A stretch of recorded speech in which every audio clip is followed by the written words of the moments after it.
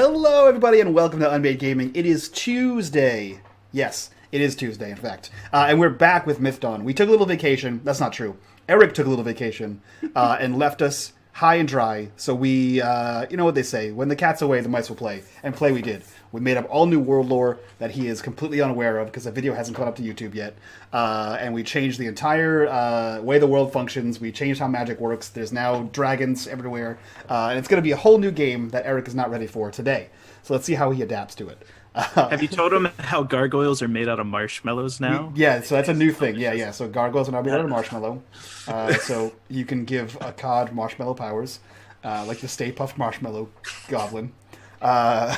So we got rid of endurance yeah. slash exhaustion. Yeah. We're all superheroes now. Yeah. We're all feeling fine. Yeah. We all actually have think that's shards of the star in our bodies, and it made us godlings, so it's pretty cool. We actually run the world now. So, speaking of you being absent and being back to a whole new world, Eric, who are you? What are you doing here? And how was Hamilton?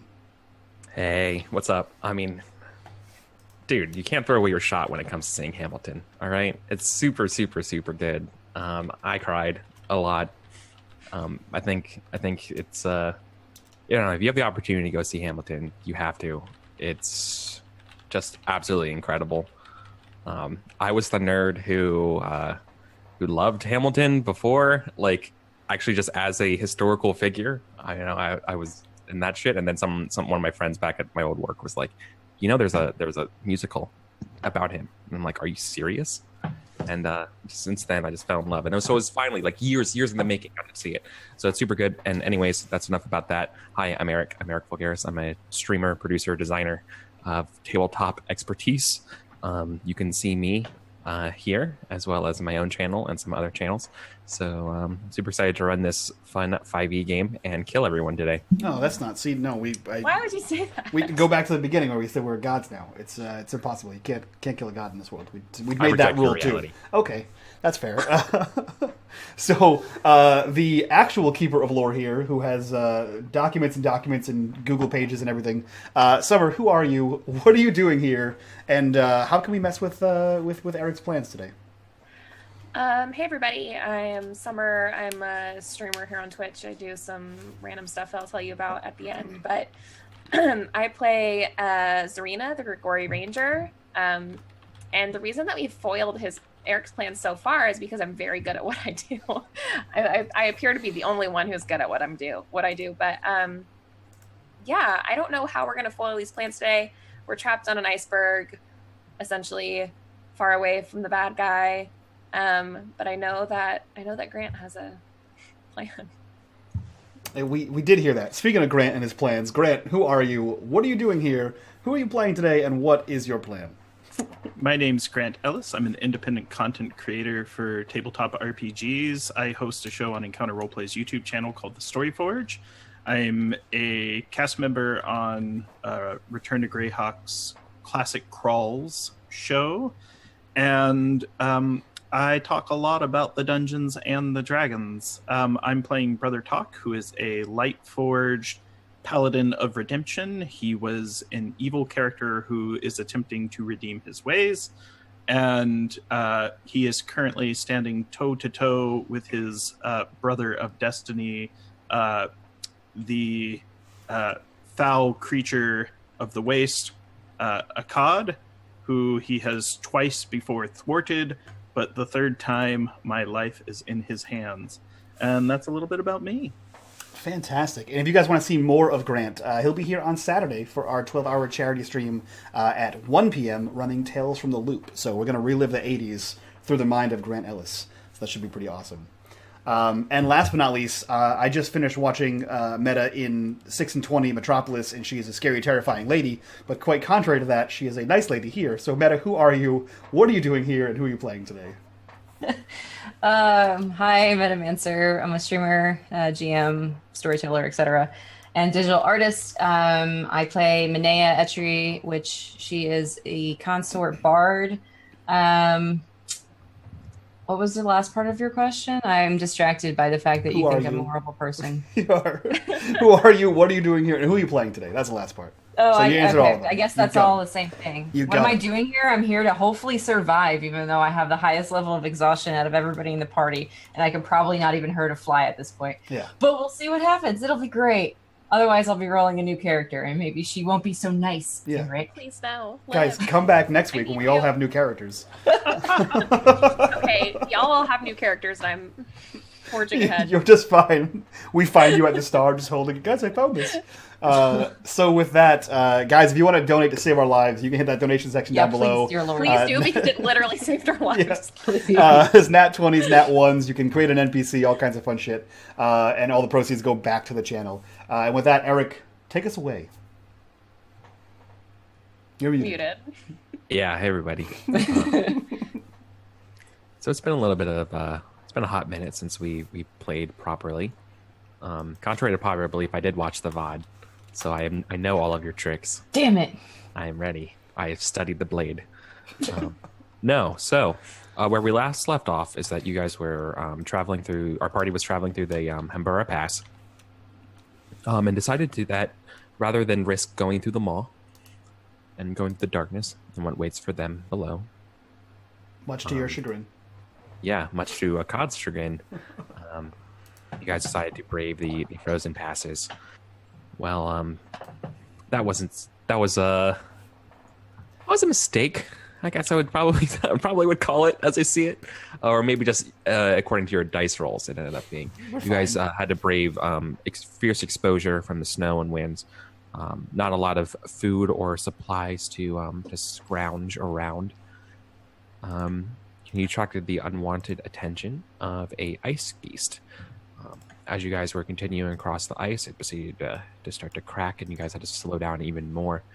And it wasn't until you guys finally started rappelling off the ice face that Akkad showed up. And as Akkad showed up, he was looking much different, much more brazen. Looks a little bit stronger than before. And he's wielding a glittering, fierce, but like a silvery staff. And with a couple whacks up to the base of the staff, he brought down and fractured that sort of ice wall you guys were coming behind, causing a sort of a rush of water, a flash flood of ice and chunks and fast flowing water. You guys struggled to safety to climb up some of these chunks, and then Akkad flew down and right in front of none other than Brother Talk, and that's where we'll begin today's session. Okay, so that is the recap, and I guess let's talk about the prompt, right? I don't want to forget this. I want to make sure you guys have inspiration for today. So I want to be fair. So today's prompt is the first time you saw real magic. So I'm overexcited because I actually wrote things down. I've told everyone 4 times. Okay. So I'll jump in. The first time I'm going first, I think. Okay. So he says, the scene starts overlooking the top deck of an elaborate relic hunter. A Voidborn in full naval regalia stands at the helm of the ship, looking down at its men assembled across the ship. His eyes finally stop to rest on 4 Voidborn, the upper left portion of their pectoral exposed. He begins to speak. The life of a Voidborn is suffused with magic, raw and powerful. The Void Mother provides us with everything we could imagine. The Void Storm, her greatest creation, gave us the power to raise our great cities skyward. The storm's power refuels our ships, and powers the cities in which we live. To traverse the skies in search of relics and to deliver the wrath of the Void Mother is to truly worship her. The Voidborn at the helm begins moving down the steps toward the group of 4 assembled before him. His gait is that of a man with a prosthetic leg, shifting and rotating as he walks.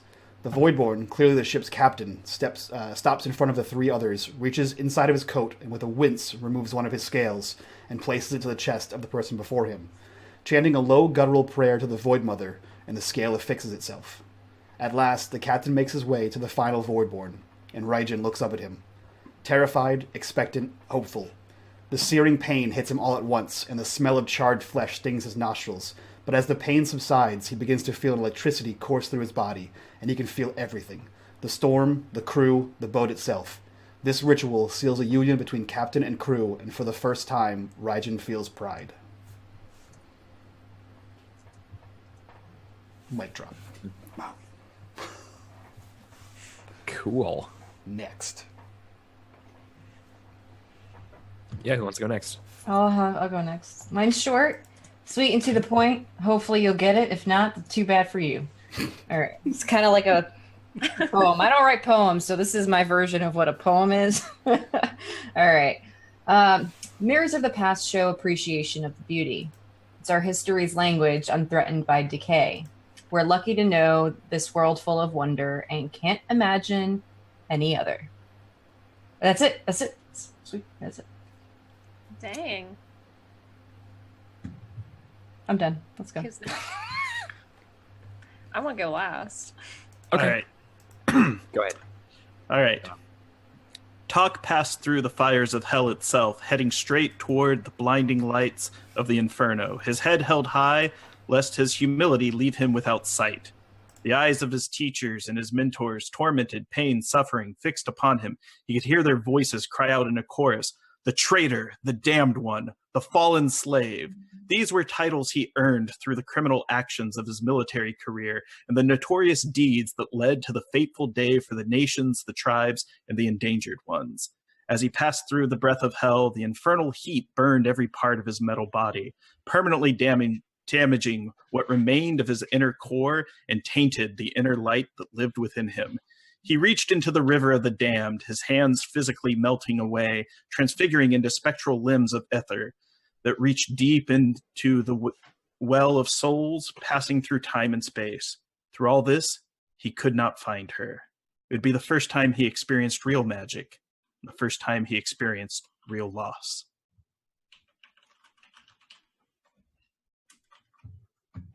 Pretty dope.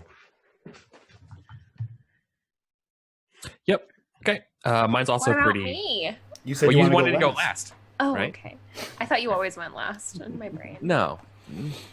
I thought you guys were forgetting me forever. No, I just tried to. No. That's at the end of the We session. won't. We can never forget you. Okay. Mine's also pretty short and sweet. Beneath the blanket of night, the gossamer shawled people of blue skin marched into the black, harmoniously humming pool. The first migration to a new world in search of the diminishing notes of creation. Black-shawled onlookers with faint black tattoos looked upon their blue-skinned kin, unsure they'll never see them again, for time and space has begun to lose meaning. Oops. Man, that means you did watch the VOD. What? Yep. I like. Guys, he Okay. knows our secrets. He knows all of our secrets. Yeah. No. Are you kidding me? How was I not going to use that? That's amazing. Thanks. High five. Thank you. We So did I it. was about to wait. I was like, they're gonna leave me hanging, aren't they? No, why would we? Okay. I'll do mine. It's short relative to what I normally write. Okay. Her mother sat across from her on the floor. "Lie down, Fel," she said. Fel did as she was told, lying down on the makeshift bed. "Now close your eyes." Fel frowned, but closed them tightly. "When you feel me pull your hand, don't resist, okay?" "Okay, Mama," Fel said. "I'd never let anything bad happen to you." "I know," Fel responded with a smile, peeking at her mother, who returned the smile warmly. She closed her eyes again and felt her mother lay down beside her, her warm hand encircling Fel's smaller one. The room got quiet, and Fel waited patiently for something to happen. Minutes passed, and eventually she grew impatient. Just as soon as she opened her mouth to speak, wondering when it would begin, she was yanked. Her arm nearly felt pulled from its socket, and instinctively she resisted. The tugging got harder and harder, sending waves of pain through her body. But Fel remembered what her mother had said. Don't resist. Cautiously, she let herself be pulled forward. Not even a second later, the pain stopped, and she was tumbling. Someone steadied her, and she could hear her mother laugh. She could see the brilliant lights shining through her eyelids. She could hear music, laughter, hundreds of voices. Open your eyes, darling, and welcome to Undava. Oh. That's pretty cool. That was dope. All right, now Eric gets to kill us. Great, good stuff. Yeah. The Okay. last moments. All right. And camera opens up on the, I guess probably the cliff face, standing, or the icy cliff face between Akkad and Brother Talk. I kind of imagine Akkad's, cloaks kind of stutter of, what's the word? Majestically fluttering, kind of like in the wind, right? While his stony skin is kind of getting buffeted by some of the snow, he looks very calm and sort of in a battle stance with his staff. Talk, what are you doing? All right. Brother Talk sizes up Akkad and asks if this is the place of destiny where we are meant to meet in combat.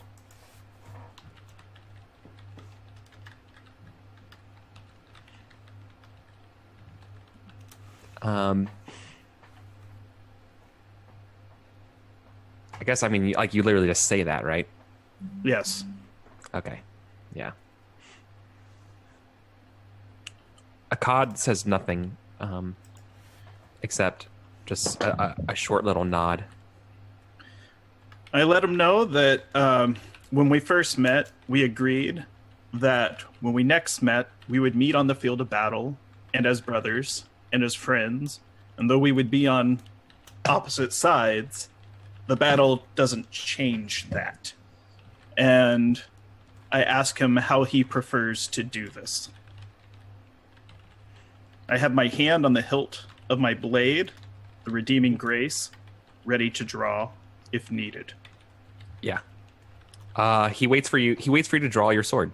He says, I think he says, draw your sword. It is time to end this. And kind of like, takes a back step and gets ready to go at you. What do you do? I'm going to spring into action, and I'm going to attempt... How far away is he from me? I mean, he's diagonal for like 5 feet away. Okay. I'm going to attempt to grapple him and hurl our bodies off the cliff. Yeah. Okay. The rushing waters below. Sure. He's obviously going to attempt to resist that and stuff, so let's do initiative and see the order of everything. Okay. And in that time, everybody else also roll initiative. I think everyone should have tokens. Yeah, let me make sure I click on my token. I delete everyone's tokens. Aww. Because they're active in other screens, and so the turn order gets all goofy. So, did Talk's avatar drop onto the screen? Yeah. Where is he? Let me shift ping. Yeah, I see the map. You see it? Is that shift? Yeah, ping? let me move Roll20 to a monitor where I can actually look at things. Oh man, there he is. This is awesome. Thank you. This is a hand drawn Eric Vulgaris original. Everybody, I love incredible. This. It's beautiful. This is great. So I believe I have Talk selected, and that should nat 20 on initiative. Good job. Hell yeah. Cool. And I guess I have to do initiative myself, don't I? Mm-hmm. A 19. Good, but not as good. Yes. Okay. So you get to begin. All right. So I believe this will be opposed athletics. Yes. And I would like to use my inspiration to give myself advantage. I'm declaring that beforehand. Absolutely. Okay. I need it. And Nah, I'm not going to get it. He got a nat 20. So okay, 22. And you got it. I attempted. Yeah, I attempted. All right. Yeah. I'm hugging him. He's like, You well, got a friend. I don't have feelings for you like that. So I failed to grapple. And I might as well. You can move action. Yeah, and but yeah, let's. Essentially, no, I'm staying put. There's no reason to run from him right now. Sure. So I failed my action, but at least I have high initiative. Right. And I think so. Okay. Yeah, I Never think you come know. at him. Yeah, I think you're coming Yeah. at him completely ready for you. Yeah. And he's going to try to hit you with his silver staff. I think the first thing you notice when he swings with this staff is that it moves with an unnatural force. The best way I could describe it is, like in Lord of the Rings when what's his name, the Wraith Lord, swings like the flail, and it's like Yeah. way heavy, and it's like way like whoosh kind of Yeah. sound. Like there's this extra force to it. His staff has a similar effect, right? So it's not like a lightsaber sound, but it's this like it's breaking the air. I literally in a know much faster way. exactly what you're talking about, and I've been Right. scared to death my whole life to be hit by this. So Yeah. Okay. So he attacks with one side of the staff. okay, Does a 12 hit? no. All right. So he probably swings high, right?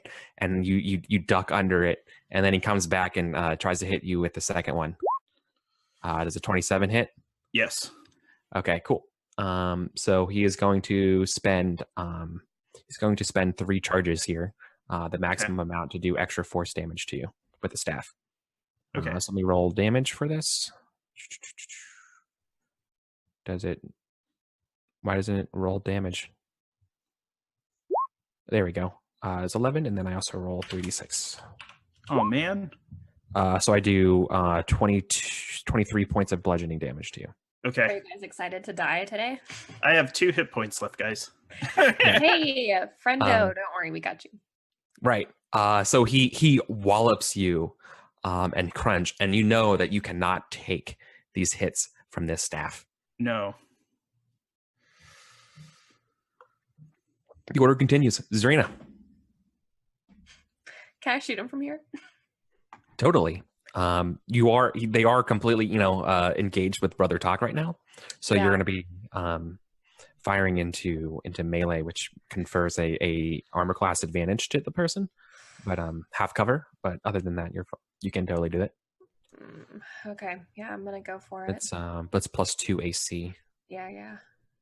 Okay. Okay, yeah, I'm gonna try and do it. But guys, like literally, I think if this doesn't work, we need to think of another plan. Okay, here we go. 17. 17 is just not enough to hit with the extra armor. So it's Yeah. you probably just can't get a good shot on him, right? Yeah. Or yeah, okay. Do you get a bonus attack, or it's only you get a bonus attack if you hit? Right? No, it's not. I Okay. actually get a thank you for reminding me. That was so kind. No, I get another attack. And if this hits, I get additional damage. So Right. let's see if I can That get that higher than that gloomstalking. I know. Fuck me. Okay. The same exact roll. Same You have exact roll. inspiration. Question. Yeah, I might as well use it because I don't know, guys. That just adds a 1d6, right? Mhm. I'll use it. Why the heck not? Sure. I'm All trying right, to so figure out then how to get over that's there. the difference between a hit and a miss, right? So you hit. Yeah, you hit exceptionally well. Okay. So I will roll damage. 8, and then I roll an extra 1. Where is it? 1d8.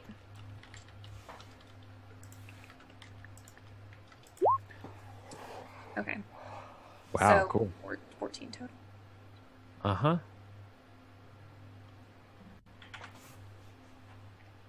Look over here, you dumbass. Can we? Okay, I have a question about talk.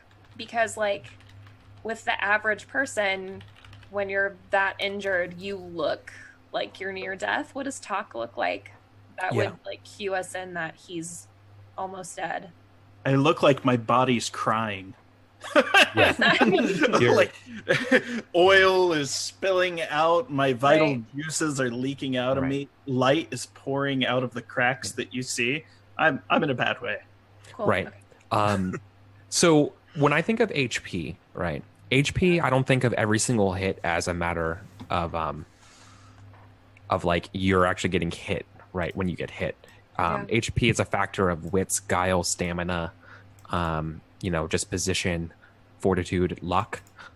So like when you're less than half though, you probably did get like, ooh, like that's when you do get nicked and you're like, okay, let's back up again, and you realize you're kind of like getting more desperate and that kind of stuff, right? And so definitely, yeah, I'd see, you obviously don't have to pant, but I definitely see like a struggle to stand and like reset and like try to fight him, right? Like, yeah, like you like wipe some oil from your mouth kind of thing, like it was blood. Okay. Sorry. Anyways, I got too excited. It's I literally asked for it. Welcome back, Eric. continuing down the order. Raijin, what do you do? I panic. How far away is he from us? You can use the ruler. I think I made this to scale. Okay. 25 feet away. Okay. Look, he's not technically at the same elevation, but you know what? This is like, I don't really want to like deal with fucking hypotenuses here. Yeah. So like, we're just gonna do this, okay? Cool. So he can keep in mind like the light blue is roughly about 10 feet or so. Right? Okay. So he can see and hear us, right? Yeah, definitely. I mean, you have to scream though. Like there's water That's fine. rushing. When doesn't Raijin scream? That's so true. God, this is numbers. How do I? Okay, 13. can Okay, do so the DC is 13 to beat, and it's going to be a Wisdom saving throw. Beat a DC 13. So Raijin kind of looks back and forth, and knowing that he has no way to physically get over there to defend Tak because of the icebergs and raging water.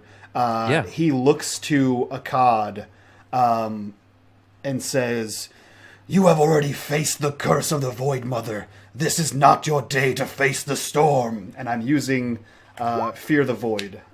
So he will be afeared of me if he does not beat my DC, which is Wisdom saving throw DC 13. 9. Suck it! I'm afraid. So on a failed save, the target becomes frightened of you for 1 minute. If the frightened target takes any damage, it can repeat the saving throw.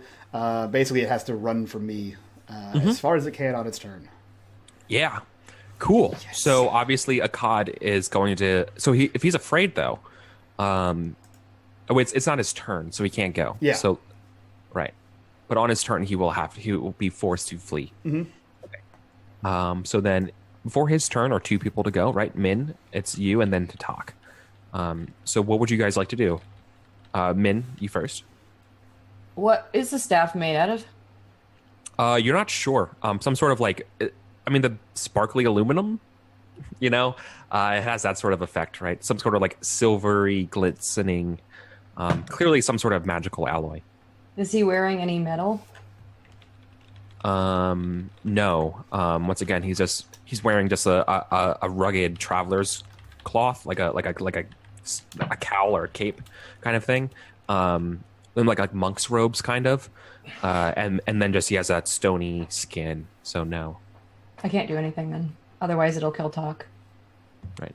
You could try to okay, if you're asking if the staff is metal, yes. An alloy is a metal, right? Well, I don't know. Okay, if sorry. It is metal, yeah, no. You said it was Sorry, magical, and I can't tell, so I don't want to metagame. No. That's my bad. Actually, it's only because I just read a Lovecraft story that Lovecraft got obsessed with writing out every single metal and mineral available. Okay. My brain is just there right now, so I'm super sorry. Oh no, you're fine. I should have just outright said, "Does he have any metal?" Yeah. Okay, if that's it, then I'm going to use heat metal on his stuff. Ooh, cool. Yeah. Yeah. That's probably does the save happen on his turn, or does it happen immediately? I'll read what it says here. Any creature in physical contact with it takes 2d6 fire damage. Okay. And then 1d8 for each slot above 2, and I'm casting this at 3. Okay. So you do know doing this will stop the frightened condition that Mike did. Was it? Mm-hmm. I thought it's it's only only... damage. It'll give him a chance to make another saving throw. Oh, I'm sorry. Correct. Yeah. Okay. I would have to make another saving throw. Frightened means I have to run away. You literally have 10 turns to do whatever you want. So, in all fairness, then I'll hold my action. In all fairness, it doesn't mean that. I was wrong. That's a different spell. He cannot willingly move towards me, and he has disadvantage on ability checks and attack rolls while he's in line of sight of me. Yeah, that's way better. That's a different spell that makes them run away from you as well. But he still can't that move towards you. He just can't move towards me. Yeah. You know what I'm gonna do? So like I look smart. I'm gonna open up this convenient little OGL conditions tab and just keep that. That's what I have open right now. Yeah, I have it as well. Let's do that. Okay. Sorry about that, everybody. Let's do it. So what happens when I do this then? Does it nullify your No. yours? Okay. No, he just gets to make another saving throw to break the spell. Okay. So, that's So- I'm just gonna steal his staff and run away. I mean, might as well. Well, basically, I'm trying to disarm him so you have a chance to do something other than die. So Yeah. you know, there's that. That's pretty good. Okay, so I'm going to. I don't know. It doesn't. Do I roll this? I don't know. Do I just click the thing? I'm gonna click. I think. Yeah. So I think what happens is that they have to make a save now, right? Yeah, Constitution save. And it's probably saved for half damage, correct? I So what think so. happens? Let me double So I check. think, yeah, if you have the spell in your character sheet meta, you can Mhm. actually just click the spell, and I think it can do exactly what Mike just did with Fear of the Void. It will literally just paste it into the chat of the. Oh, I did click the spell. That's what came up though. Oh, is you Sure. click it from your spell book? I'm pretty sure there's two different Okay. options that you can Yeah. hit. Okay. Yeah. One of it's. Okay, that's fine. Constitution save. Or drop the object if it can. Well, it absolutely does not want to drop the object, so it's going to make this save then. All right, so make a Constitution save. Did it go? A 13. 13 was the DC. All right, so it passes it. So it holds onto the object. It takes all the take- damage. So it takes the damage, and then the saving throw is to hold on to it. So if a creature holding or wearing the object takes damage from it, the creature must succeed on a Constitution saving throw to hold on to it. Yeah. So okay, then I'll just roll the damage, I guess. Yeah. All right. So in this case, since it's at level 3, it's going to be. What does it say? And then it also gets disadvantage on attack rolls and ability checks because it didn't drop it. That's really good. So I take -9, right? Yep. And then some extra damage based on an additional D8 per level, right? Yeah, it's going to be. So it's 2d8 or 3d8. Wait. It Wait, did level. damage. It already did 2d8 damage, like at the base level. Oh, okay. So it's meta. 1d8. Yeah, so it's going to do an extra one. 4. Yeah, 4. Okay, And cool. then So you get to an make additional 4 another points. Wisdom saving throw to see if the fear is broken. It doesn't drop the object. Has disadvantage on attack rolls. Oh, okay. So he's at disadvantage now. Yeah, which is awesome for talk. Hopefully. Yeah, that's super okay. And then I I have can't to heal him anymore, so. I have to make another wisdom saving throw. I get a 20, 20. so I'm no longer afraid. Well, Nice. we'll see. Cool. So he probably recoils, right? Like he puts his wings over him. And then through this even the stony wings and like that sort of like skin that's between the wings, that the cart, I don't know what you call it, but like you can see sort of like the staff like heating up. It's like melting the ice underneath it too, and he like screams in pain, and then with like a jet of air he like lets it go, and just totally hit my light, whatever, and now he's like ready to fight again, but he's obviously like angry, right? For sure. He doesn't look as much as in control as he did before. Talk, what do you do? Is he still at disadvantage on ability checks? I just want to make sure. Yeah, And because attack. of mine. And attack because of what Meta did. Okay. How close is Akkad to the edge of the cliff? He's right on the edge. So, I'm but pushing to him be off the fair, cliff. so are you. Yeah, I'm pushing him off the cliff. I'm Okay. using the shove action. Okay. Because I could disengage, but he'll just catch me and hit me in the back. So it's an opposed athletics check. Is the shove action in the do you have to be grappled first? Nope. I can Nope, use okay. it to knock him prone or push him away from me. And my favorite thing to do is to push people that are on edges of cliffs off of it. Okay. Yeah. Totally. Okay, so opposed athletics, correct? Yes. All right. 10. Off he goes. He falls. Okay. Yep. He falls. He takes a d6 point of falling damage. And and with that, Talk is going to use. So he falls off the other side, right? Mhm. Talk is essentially going to descend on the opposite side into the water and sink to the bottom. And hopefully the water, he's going to wait for the water to carry him to the next mass of something. And essentially, he's playing sharks and minnows. He's just going down. It's like I push him off, and I'm going to descend, and I'm going to float to another landmass, and hopefully Akata's not there to help me up the next cliff. So, yeah, I'm trying to essentially sneak away. Well, it's Akkad's turn. He does not emerge from the water. Okay, yeah. Did I get to use my move action and start sneaking away? Yeah. But okay. So to give you an idea of like what's around you, right? Okay. Yes. The only thing you could jump to is about 10 feet down another piece of ice that's sort of at water level, and then there's another. Then you have to figure out where you're going to go from there, because like you got another like 10-foot ledge to this other ice floe over here, another one over here, and then all your friends about 20 feet away. Yeah, I'm just trying to get down on the opposite side into water and just drift with the water to a landmass. And I'm trying to get under the water so hopefully he doesn't see me. Okay, right. But in order to, that's going to be your next turn then, because you use your action here to push him off, right? But I'm using my move. Right. But in order to traverse that, it's going to be a skill check. Okay. Which will require an action, right? Okay. Okay. That works. So, okay. No, you know what? No, do it. Yeah, I just wasn't sure because I was like, I don't know if cool. I don't want you to wait. I don't have a climbing speed. Yeah, right. I'm fine if he comes up.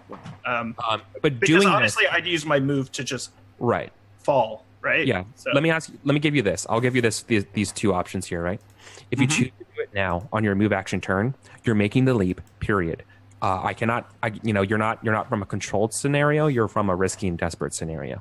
Okay. You're making the leap. But if you were an action roll and you fail or whatever like that, you might be still up here on this ledge here. But you're by making this leap here with this acrobatics roll, there's no way you're staying on this top here because you're moving, right? Yeah, I'm trying not to. I'm just trying to get down as quickly and expediently into the water. Okay. Yeah, I felt like he was like kind of using the side as a slide, and literally just going down into the water, right? It's kind of like straight down. So I get the idea. You're making a jump to it. You're making a jump to it. How many feet is it to hit the water? 10. It's 10, but it's 10. Don't do that. Once again, I'm not doing hypotenuse stuff. No. I'm totally okay with that. Like I've jumped off of 2-story houses and not taken damage. So like awesome. I'm essentially going to. You also weigh like 300 pounds of metal. That's true. You're jumping onto some ice. So like, let's see. I'm not trying to jump onto ice. I'm trying to jump into the rushing waters. Like that was the plan. Right. Okay. So you're not going for the ice. You're just going for the water. Period. No, yeah. I was totally just whatever side I push him off. I wanted to go off the opposite side, get into the water, and kind of get under it, and just be like, all right, let's try to get to another landmass and hope he's not there. I apologize for taking too much time, but no, you're fine. We're negotiating this fictional space. I wasn't sure what you were doing. Okay. No. Yeah. All right. Then that doesn't require that. I'm sorry. The only reason why, because I thought you were trying to jump to the thing in order to make it the thing at the roll. But if you're just jumping into the water, period, then that's not a roll at all. Yeah, right? that's what I was trying to express. I apologize. Yeah, because I was just like, isn't it hilarious to just you're in the water. Off and be like, Yeah, you're in the water. I'm sorry. Man, no wonder you must have been looking at me like I have two heads. I'm so sorry. All right, it's okay.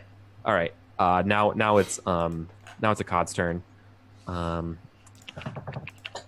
See, he's going to need to he's made of stone and underwater. He's definitely going to need to figure out a strength check to get out of here. I think that's pretty reasonable. And he has disadvantage.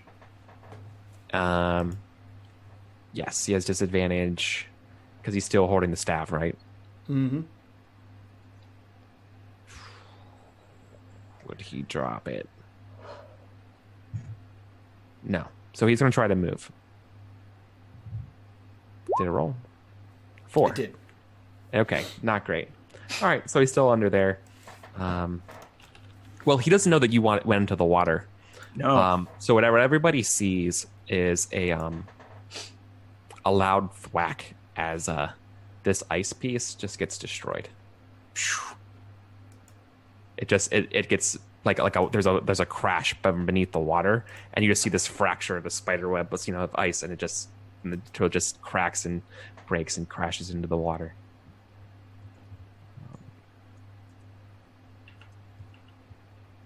Look at that! Look at that dynamic map action. Wow. Favorite. I mean, I'm immersed in this. Innovation. Yeah. Okay. Guys, now all other maps just lack. Just like... for purposes here, he's underneath this dark water, right? This blue water with ice and things floating over it and stuff like that. So you guys, I'm not gonna let you guys know where he is unless you guys do something to like flag him, right? Because he's underneath the water. Yeah. Is his metal still hot? Yeah. So wouldn't it be like boiling the water? That's a personal question. Yeah, it is. It is, but it's not in a way that you can really still get a good detection on him. Okay. Right? Yeah, I guess if it's rushing like rapid. Exactly. There's a lot of. I was just had to go for it. I had to. Yeah, I get it. I appreciate it. No, that's good. So it's my turn. Mm-hmm. So Zarina like turns to the other two because now they can't see either of them. Yeah. And so she's like, "Oh, okay. Where do we go from here? We're stranded. Maybe the water will stop. Should I'm we really head back towards tired. the waterfall? I mean, I know that Talk will be okay. He can't Are drown. these icebergs moving? Yeah, but since they're all kind of moving at the same pace, they're like kind of here together. But you guys are getting further from the waterfall. But they're moving downstream, right, with the flow of the water. Yeah. Okay. Yeah, downstream would be like south on the screen. Do we see where land is? Is it just sheer cliff face on either side of us? Are we in like a Grand Canyon situation here? Yep. Okay. Yeah, that's why I did my sweet Cliff. movie magic. It says cliff with an arrow. Well, I'm zoomed way in so that chat can see our Yeah. tokens. Sure, makes sense. Shit. Yeah, and so I think she's kind of looking at the closest iceberg, which would be this one, and is like, should we jump for it and head back to the waterfall? Like, we can't keep going downstream, right? I'm not going to make that jump. Why can't we go downstream? That's where we're going. Because the map only has one iceberg. No, Downstream. there are more icebergs going down. If you need them. That's why. Guys, This there's literally no more. You can't jump that far. That's it. isn't on my map. I don't know what you're talking about. Okay, so I guess like what I want to use my move to do is find the fastest way out of this situation. So like look to see what I think the fastest route to the sides would be to get. Thank you. Oh my gosh. Wow, that one looks identical to that other one. I wonder why. No, so Zarina's plan here is to find the fastest way out of the river and to find it and to take it. Because there's no bad guy right now, and this is the perfect time to escape. Let's get out. Okay. First she can see. That's going to be pretty difficult. This canyon proceeds to go on for at least the next like half mile or so. Right. Okay. So there's like literally no way out? Yeah, Like, you're pretty much no like. way? No conceivable way out. I mean, unless there's something underneath the water, no. Or you have wings. You're pretty much in this canyon. How far is the side? The cliff side? From how you, high? Yeah, and how high up is it from where I am? it's about a 250-ish size cliff face. Okay. This is what you guys rappelled down. Right. Right. But I thought we only rappelled down like 60 feet. And then we got and dropped down. Oh man, guys, I just want to get up. Yeah. So I guess she like turns to the party and not seeing a clear way out is like, what do we do? I'll just take a nap right here. I'm done, guys. Min is so tired. So tired. If he comes out of the water, he's going to try and fight us, I'm sure. And we don't know where Talk is, and the end of this is so far. That's true. We don't see an end in sight either, right? Like down this Grand Canyon. It just goes on and on and on and on. No, as Loke says in chat though, there are a couple polar bears enjoying some Coca-Cola up on the edges. Is brought to you by. Sorry. Yeah, I thought it was funny. Raijin kind of looks around at the equipment we have, like that he's seen everyone use, and he kind of looks up at the massive cliff faces and to the next one, the next iceberg, and he kind of looks back and says, "There seems to be no other path. We intended to come down here before the ice floe broke. This was where we were going. We seem to be trapped in here. Talk will be fine as long as he doesn't fight a cod underwater, which is likely, knowing him. But what if he just keeps going downriver? He doesn't need air to breathe. I think that's his plan. Just But keep we going. still have to keep going down the river, so... So let's just jump into the water and Let's hope just- for the best. I don't know. But if you look, But we can't. We have to breathe. We can't make it. Zyrina, if you look closely, you can see that we're getting farther and farther away from the waterfall. We're going Oh, downstream. Wait. So we should just wait here. We could just wait here. Yeah, there we go. I'll just take a nap now. Our best bet is to hope a cod doesn't spring forth out of the water and attack us. He's like a big He guy. still has to climb up like 10 feet, and I can shoot him a couple times before that. You remember when he was on top of the waterfall and his wings were out and he was flying? Yes. And then all the other times that he was also flying? But now he'll. Okay. Yeah, I see your point.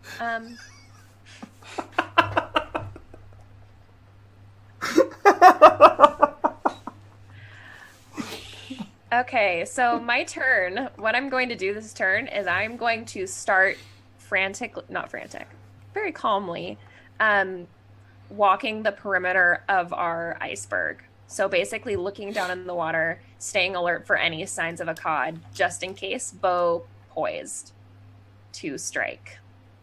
Okay. Yeah, so you use your like reaction or whatever. Yeah. Cool. All right. Raijin. The moment I see his dumb face. Shit. Help me. Yeah, I have nothing. Like, I have no things. You know what? How far is the other... Okay, that you said the map tool is accurate. Hold on, let me see here. Yeah, I guess. Accurate-ish? Yeah, ish.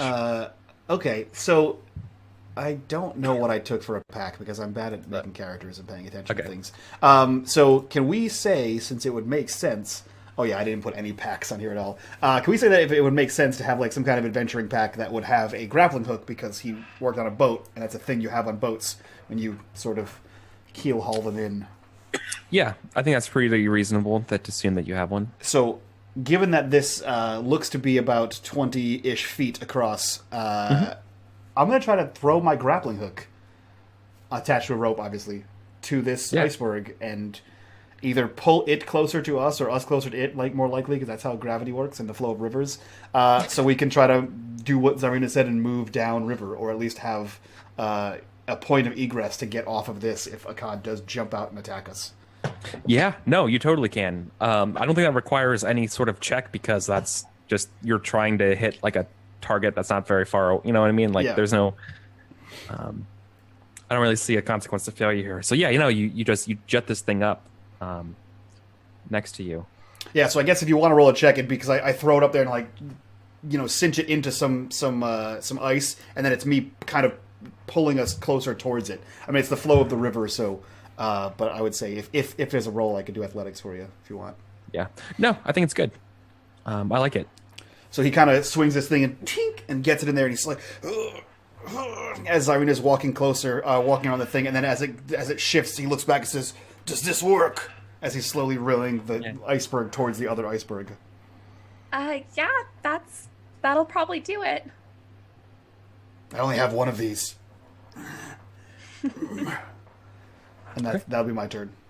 You don't want to move on to the iceberg? Can we Uh, all move move on to it? yeah, he would have to wait till they all moved on first, because he's holding them together. Can we go ahead and move on? On your turn, Okay. it's Min's turn. I'm so tired. Yeah, you're disadvantaged on everything. Yep. Do I have to make a roll to get onto this ice slab? No. Are you sure? Yes, I'm sure. Okay. You can't change your mind. No take backsies. No, you're able to make it on okay. Okay. I'm so that's a move action, yes. Mm-hmm. Okay, I'm gonna hold an action if a cod shows up and he is a fair distance away from us. I'm just gonna hold an action to react to that.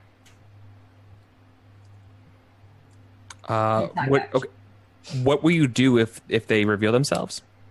If he reveals himself and he's near ice, like an iceberg thing, I'm going to do something to the iceberg. Yeah. What do you? Okay. So to ready an action, I don't want to reveal the amazing potential cinematic view here, man. Okay. All right. Let her hold you in suspense. Gosh. All right. Geez. Okay. I'm going to do something super awesome or absolutely terribly not good. That's at all. the best. All right. That's the best. I'm gonna hold my action to do something rad. Okay. I want. Yeah. No, listen. I want you guys to be creative here. All right. Awesome. So top of the order again. Talk. What do you do? All right, I'm using my action to detect evil near me, and I'm going to use that to kind of pinpoint if there is an evil creature within 30 feet of me. Is there? And where is it? Yes. It's definitely someone in the water with you, right? Okay. Does it pinpoint or is it a cone? I thought it's a cone. See, it's neither. It's just sort of like, yes, there is evil within 30 feet of you. It doesn't like make them glow. But I was like, maybe right. on the map and just say, yeah, he's right here. No. Do you know when you're playing The Witcher, right? And you're playing The Witcher and you're like using your Witcher senses and you hear the thing in the distance, like you have that like sort of like echoey thing in the distance. It's something like that, right? It's not like an absolute pinpoint marker, but like you do know the thing. Essentially, I'm like, well, I'm going in the opposite direction of that, and then I'm essentially going to Iron Giant float underwater towards a landmass, just kind of let the river take me to a landmass, and try to grasp on with my talk hands. If I get to one, I'm just kind of I'm trying. There's one directly to your side, right? But you know your friends aren't on that one. You won't be. How far can I go? How far is 30 feet? Is it 6 squares or? I mean, you're moving underwater. This is like the definition of difficult terrain. Okay. Just kidding. I mean, like it's not, but like it definitely seems like it would be difficult terrain. No, it is. I've done lots of water traveling, and if you're in moving water, it's tough. I want your light. Really, what are you? Okay. Yeah, we should do it sometime to go traveling. But I'm essentially going to travel towards a as far as I can, kind of to the south western direction underwater, and just kind of attach myself to a mast. I'm going to end up breaking your cliff. It's like, here comes the talk cannonball. Just yeah. So that's essentially what I'm doing. So I don't know how many I can move, but I'm essentially trying to move somewhere around here. I don't know. It doesn't even. I don't even have to know if they're up there or not. It's just I'm trying to get to a mass because that's what talk does. You know your friends are down this way, right? And you're pushing as hard as you can against the water, but you have not found a landmass yet. Okay. And for the record, meta, you heat metal lasts up to a minute, which is 10 turns. So you actually totally could have been spending your bonus action to burn them. But since we've already kind of moved to the next turn, I won't retcon it, but just going forward, remember that. Cool. Okay. Yep. Cool. All right. Ruiner Hawk is going to try to get out of here. Strength strength save to get himself out of here at disadvantage. God, I really don't want to drop the staff. It's a really good This staff. is the best thing because he's going to end up 13? dying from heat metal. Right. Oh. Yeah. So that's better. That's certainly better than before.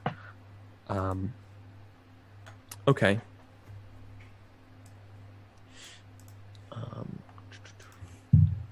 What happened? So he's going to pull himself up to the fragments of this ice here, and that's going to trigger two people's actions. So how about I get some? Let's put the camera on you two. Since they're both kind of triggering around the same time, I leave it up to you two to determine what's going to happen. In terms of what order, but you see the figure, breach the surface and begin to climb up one of these fractured pieces of ice. Yeah. So my plan was to shoot at him. So if you think, I feel like if Min's plan was to like do something cool with the ice, then I would want to go first, because if the ice goes away, then I can't do my thing, right? Because he would go back under the water. Right. Okay, so I'm gonna try and shoot at him first. Yay. That's terrible. Never mind. Okay. Yeah, it just plunks into the water, right? Oops. Okay. Tried so hard, got so far. Meta, what do you do? Shatter! Okay. I'm gonna destroy the ice that he's caught himself on. Okay. Yeah. I don't think that makes that needs a save or anything, because I don't think it does damage to it. It does damage, actually, a lot of it. He has to make a con saving throw. I'll do the clicky thing. Oh, wow. Yeah. And you can do the thingy with the clicking thingy. The thingy with the... Okay. Sorry. So he has to make a DC 13. Please don't do it. He has disadvantage on saves. Yes. Please do not. 11. Yeah. So he fails. Okay, so here's what happens. Mhm. Because cinematic moment. Okay. Actually, I don't know what's going to happen to him, but the ice... I mean, he's taking the full damage. Yeah, go. The ice, everybody can hear this like kind of sort of low rumbling, almost like a storm is coming. Mhm. And then the ice that Akkad is on is like splintering, where his hand is like grasping onto it. And in a moment, all of the ice that was there, that was holding him, just kind of explodes, and just all the water like ruptures around him, and he disappears back into the abyss. Yeah, back beneath the waves. Shit. I don't like him, and I'm very tired. I just want to go to sleep, damn it. So that's 18 points of damage, right? Yeah. If my math is correct. Yeah, it's that 5 plus 13, yeah. Damn. Okay. Nice. Yep. Back beneath the water. I have to mark each time I use a spell, otherwise I'll forget.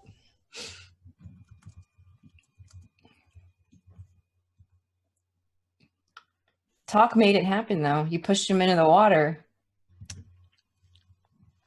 That's That was the thing I said that I would kill you if I used, so...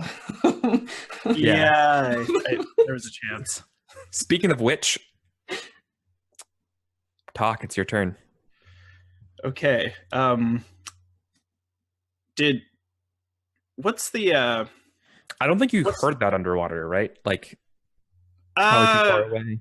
Too many things. Probably. Other things are bumping into each other. It's probably too much of a distraction Sound around. travels very well underwater, but no, not really. There's too much going on. That's the problem. It travels too well. So I'm still trying to float to a landmass, and once I get to one, I'm going to attempt to ascend it. Okay. You're probably going to have to dash to get to the based on the speed of like the other one moving away from you, moving there. Are you cool with dashing to it to get to the base of it? Yeah. Cool. While you do that, I guess it's probably Raijin and Zarina. Oh, you know what? Before we go any further, I'm sorry, Zarina, you had your action, but I guess them falling back into the water negated your ready to action, right? Well, Oh no, you shot your bow. You shot your bow. My bad. I'm sorry. Okay, I was trying to keep everything in order. Yeah. Okay. Okay. Yeah. So then Raijin and Zarina, there's a huge shake at the base of your iceberg as it feels like it's trying to give way. Unbeknownst to you, it's Talk trying to latch on and pull themselves up. Okay. Talk flips the iceberg up. Sorry, guys. Yeah, I think Zarina didn't move, right? Because she was doing a lap around the iceberg. Yeah. Yeah, so I think Raijin is still holding as taut to that rope as he possibly can, pushing them together until everyone is safely on the other one. Yeah, because I didn't move over yet. Yeah. Yep. So Okay. until she moves, that's what he's using his whole action to hold that down. In your limited iceberg training experience, you want to get off this iceberg. Yeah. Okay. Oh yeah. Cool. I feel that. Min?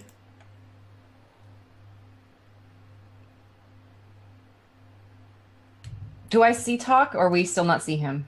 No. You see your two friends on the iceberg that's been pulled together by Raijin, and you watch that one shake, right, a little bit, it felt like something dislodged it from beneath.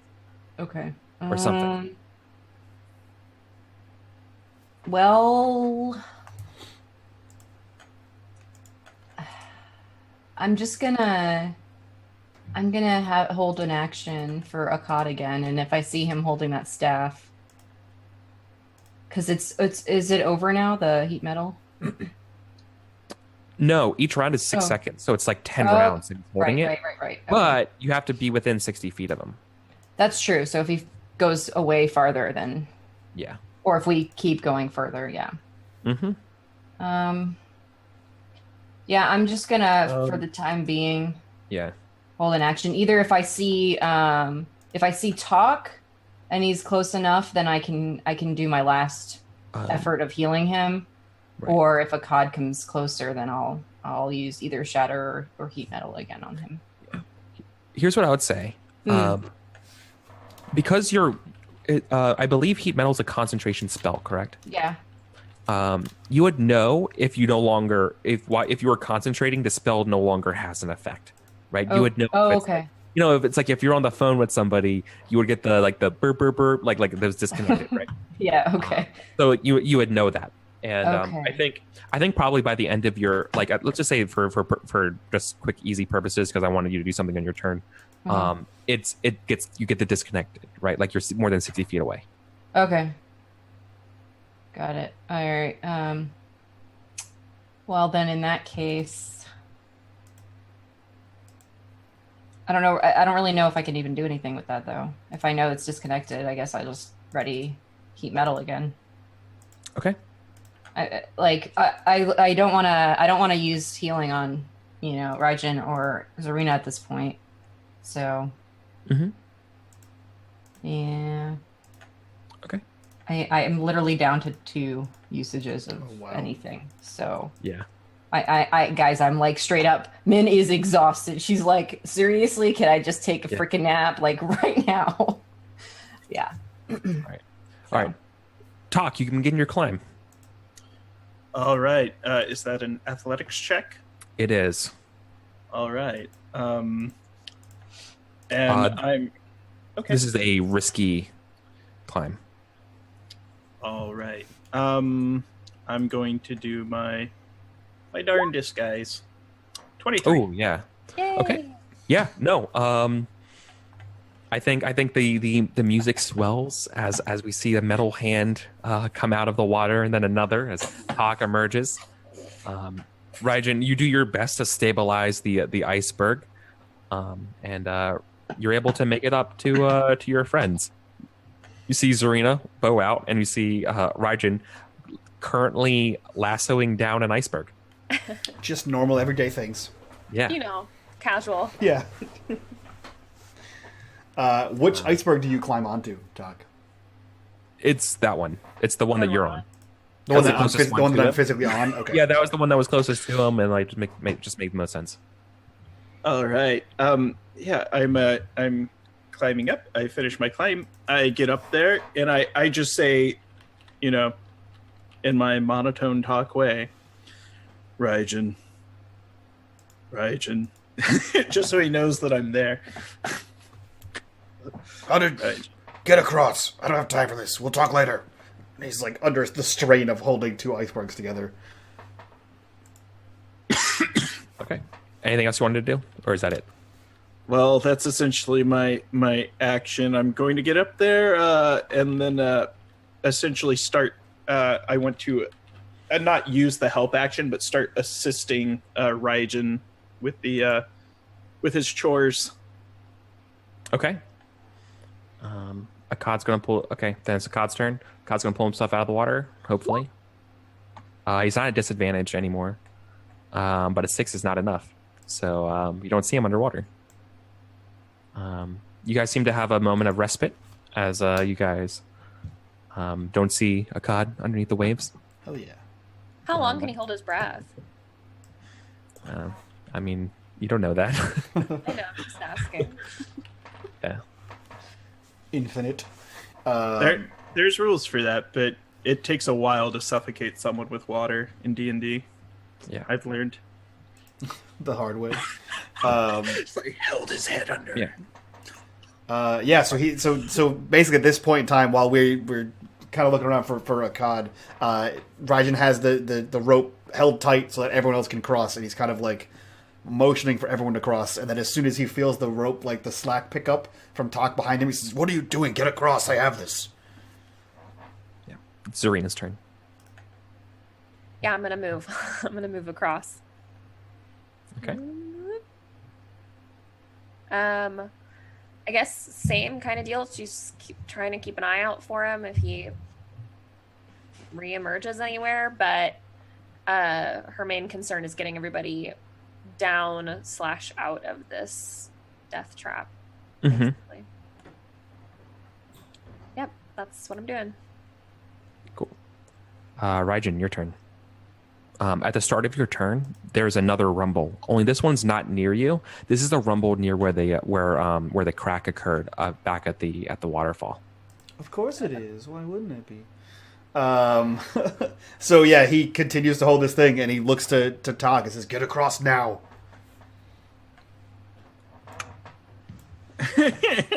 I'm crossing when it's my turn.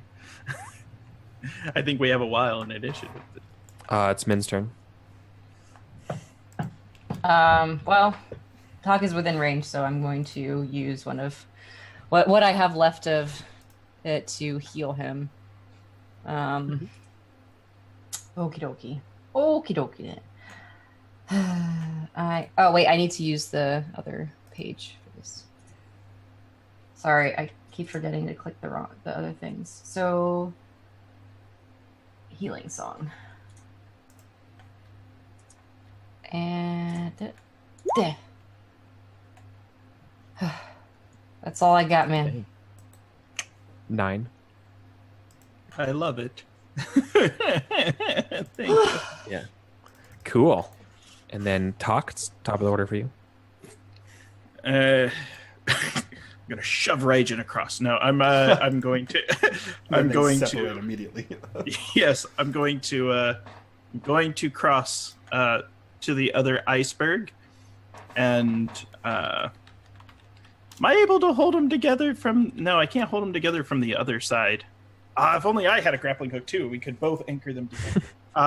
Yeah, if only. No. Yeah. Aren't you supposed to be really good at making boats? Make a boat out of our iceberg and let's fly away. Yeah, doesn't work that way. That's not how this works. That's not how any of this works. That's not how magical flying boats work. It's melting beneath the heat of our body. I'd like to do a little bit of world building right now and say that is actually how it works. Sorry. So I'm gonna veto that. But as you're making a crosstalk, the waterfall is diminishing in size. It seems to be like getting flanked by some sort of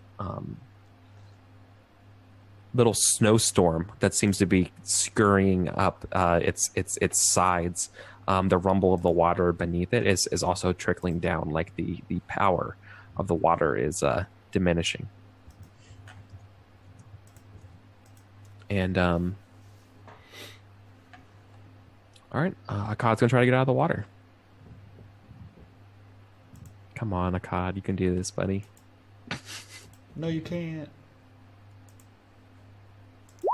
Yes! Oh, no! God fucking damn it.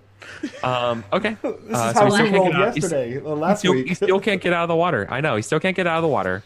But the waterfall is mending. What do you mean? What does that mean? The cracks are slowly going away as new ice and snow is forming around them. Mm-hmm. I think your guys are probably at too far away to see, but it looks like the ice itself is covered in some sort of shimmering, something like it's moving. Mm. I don't like that. No, it's like a I do like it. it's like a swarm. I don't like it even less now. Right. It's like a hazy white All right. snowstorm over the ice, and as it slowly moves closer to the waterfall, it's like the ice that's been cracked is just getting more and more repaired. All right. Well, if Khan can't get out of this water, I mean, like, shit, you know. So, talk at top of the order. Or sorry, Zarina. Zarina's turn. I mean, there's not really anything that we can do. Yeah. Any spells, healing, anything anybody want to try to do? Anything like that right now? I mean, no. I had a plan if I had a full minute, but we don't probably have a full minute, so don't worry about it. I guess just stay ready if he shows up, but like, I guess the next plan of action would be to move further down if we could, if there was another piece of ice, another hunk that was close enough for us to jump over to. Oh, there's always a hunk. Yeah, I mean, we already got talk back. Okay, so yeah, so I guess that would be her next plan would be to move to the next berg, Okay. make a jump or something. Well, do you want to make a jump to it, or are you going to try to get wait for a grappling hook? I could try and shoot it with an arrow with some rope tied to it. You're gonna crack it, and it's going to split. Is it that weak? No, you just have superpower arrows. When you pierce something, it's gonna spread. I don't know. Yeah, I guess I won't then, because I don't. Yeah, be No, careful. it's pretty fragile. Yeah, I don't. Also, I don't really. I have disadvantage, so I don't think I can even like jump to it. Probably. Yeah. So we'll just wait. Just hang out. Okay. Sit down. Take a little nap. Meditate. Take a short rest for an hour as we float down the stream. Yeah. As we casually float down the stream. Yeah. Is anybody doing anything other than waiting? Because if that's true, then just the Cod's gonna. Yeah, Right. Raijin. Once it's Raijin's, he's gonna get Well, no- across. Yeah, and I was going to say, when it's my turn, I'm readying my heavy crossbow in case I see a cod come up out of the water and I want to shoot him. I mean, yeah, I want to shoot him too. If I see a cod, we're shooting this We're guy. shooting him if we see his dumb face. We're shooting him. There we go. Okay. Absolutely, I'm shooting his face. He Yeah, gets up, he's alright. rained with arrows. Ah! He pokes his little eyeballs above the water, and we just start blasting him. Yeah. No. I mean, he pokes himself up and proceed to shoot. Yeah, I'm gonna cast Hail of Thorns too, just to do an extra Sorry. 1d10 damage if I do hit. Okay. Oh, whoa. 3 rolls there. Yeah, sorry, guys. No problem. A 15 is not enough. No. 21. 21 is enough. Okay, so I'm gonna roll that. And then I'm also gonna roll That damage. so for Hail of Thorns, he needs to roll dex save. Ooh, okay, that's not good. What does this look like? Hail of Thorns. So literally, as he saves, so don't worry about it. No, well, okay. Well, what How does it look like? What Well, does failure look like here? So hail. Well, I would say that he like probably would manage to kind of as soon as like her first arrow lands, because so like basically what happens is when the arrow launches, it fractures off into like these thorns. So like the first arrow kind of leads the way for the rest of the thorns to kind of land. So he probably gets hit with the first one, but manages to dodge out of the way for the hail of thorns. But I think he's still going to take half damage for the thorns. No, it already did that. Okay. Dang. Okay. Hold on, I gotta roll damage. Yeah. So 3 from the hail of Okay. thorns. 8. So 11 total. Is Okay. he still disadvantaged on saving throws? Is he? No. Yeah, he saved. Okay. Okay. I was just curious. It'd be nice. Okay. If only. I think Just- they're going. Okay. Sorry. So that's basically everybody readied in action, right? And Mhm. went. So that was essentially talks. And it said that would use your reaction. For last turn, talk. It's your turn. Top of the order. What do you do? Oh, I didn't go yet. Did you have something ready to go when he came Dodge out? Of the action. No. No, but it wasn't No, his turn. I didn't have a turn. Oh, okay. Yeah, I go after a cop. Oh yeah, of course you do. Yeah. But I have the turn order. My turn order was in. Okay. Yeah, I want to get off this damn iceberg. I heard some noises, and it's time to get off this iceberg. So I'm going to do that, and then once I use my move action to get across the iceberg, I pull my sword out and I jab it into the other iceberg, basically trying to shatter it. Oh, the one behind you. Yeah. Okay. Make an attack on the iceberg, Let's see here. or actually just roll damage. I think the better answer would be roll damage. Okay, so I'm just going to roll the attack, and then I'll hit the damage button. Yeah. 6 slash damage. It's like try to shatter Okay. up this chunk of iceberg. Okay, then that's enough to make I guess to break this would probably just do like a strength check. Sure. Trained, right? Athletics work for you? Or just straight up strength? No, this is just strength. Oof. Not good. Yeah. Not okay. great. No, you hit it, but it rattles. It's a very firm piece of ice. Big chunk of ice, Which, yeah. Yeah, which makes sense. Outside of his blade. It was strong enough to let Tuck climb out of it, right? It's going to be pretty difficult to turn this into crushed ice. Yeah. You know? Yep. Okay.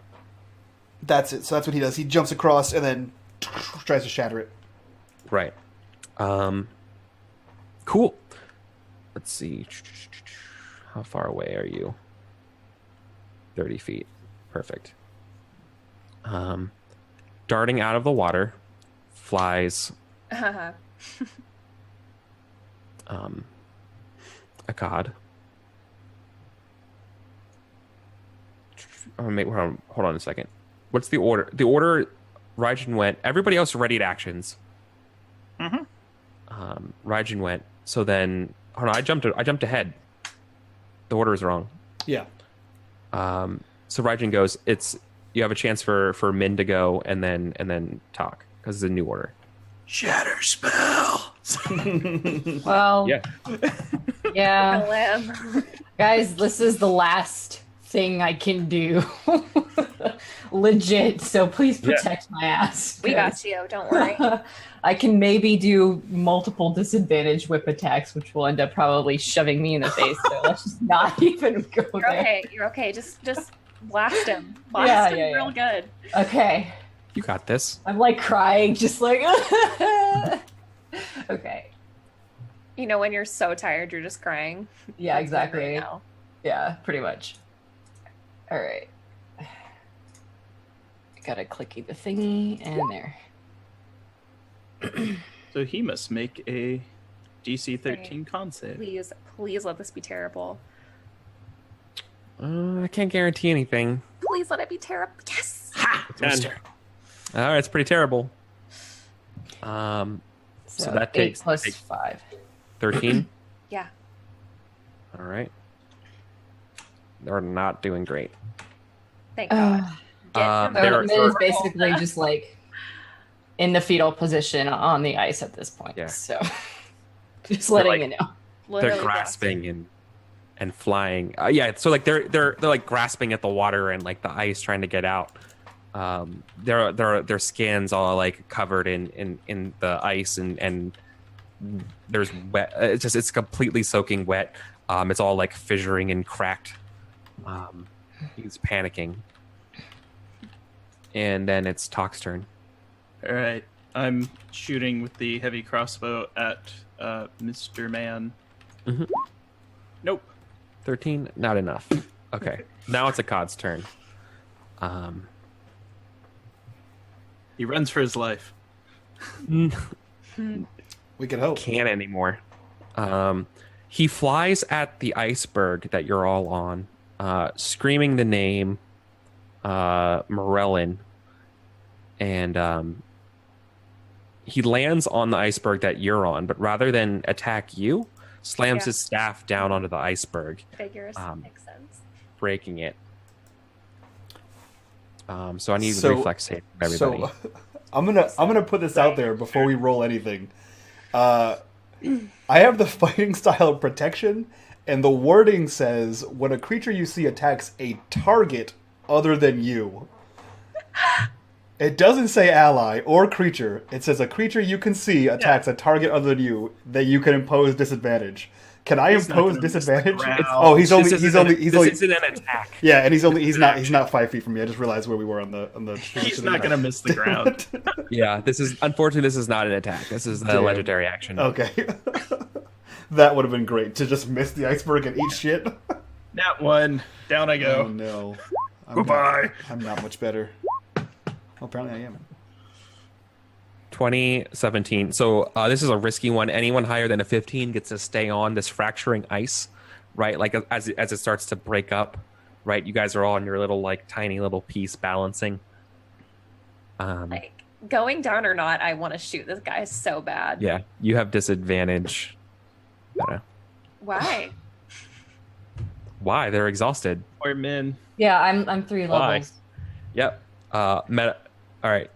Min falls into the water. I think we all fall. Goodbye. Everyone No. but Zyrina falls. Talk fell. Yeah.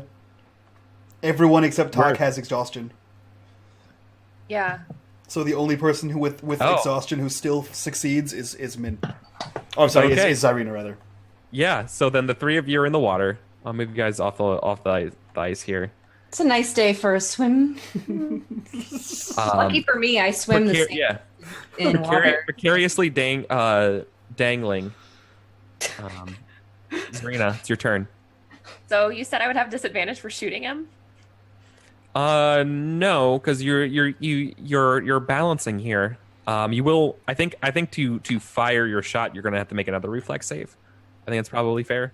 But like you've succeeded on balancing enough to fire a shot if you wanted to. Okay, so Shove how him. about this? Rather than trying to keep my balance, I want to jump towards him and plunge into him with my short sword.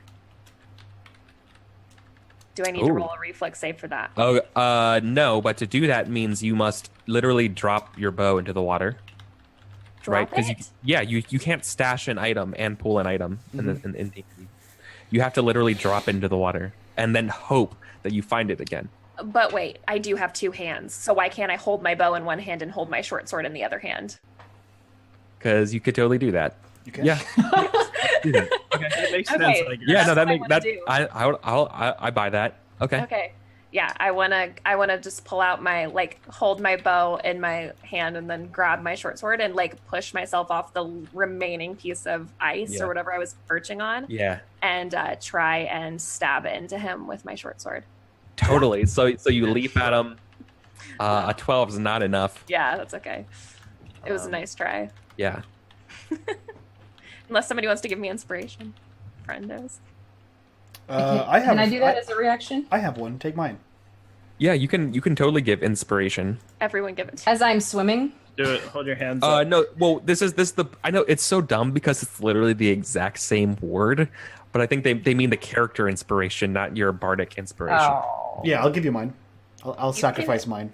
Listen, I'll take it all. Give it all to me. You can only You'll use one. 1d6, right? Yeah. Come on. Roll high. It's also fair. This is a possible hit. Like if you do it right, this is definitely a possible hit. Play to the concert Four. gods. You hit. please? You hit. Okay, awesome. Okay, so I'm gonna roll damage. 3. Just 3. Yeah. Okay. It wasn't great, but hey. Are you dangling off of him now? I rolled a nat 1 on damage. Well last done. night. Yeah. Yeah. That's a But bummer. I hit him. You But did. hey, I'm on him now. Yeah, I would. You're on him as he's like flying, right? Mm-hmm. Okay. So everyone else who's plunged into the water. You all take 1d6 points of damage as you crash into the water, Don't. as established. I've got some hits. Meta save me. Oh yeah. Okay. Good. Thank God.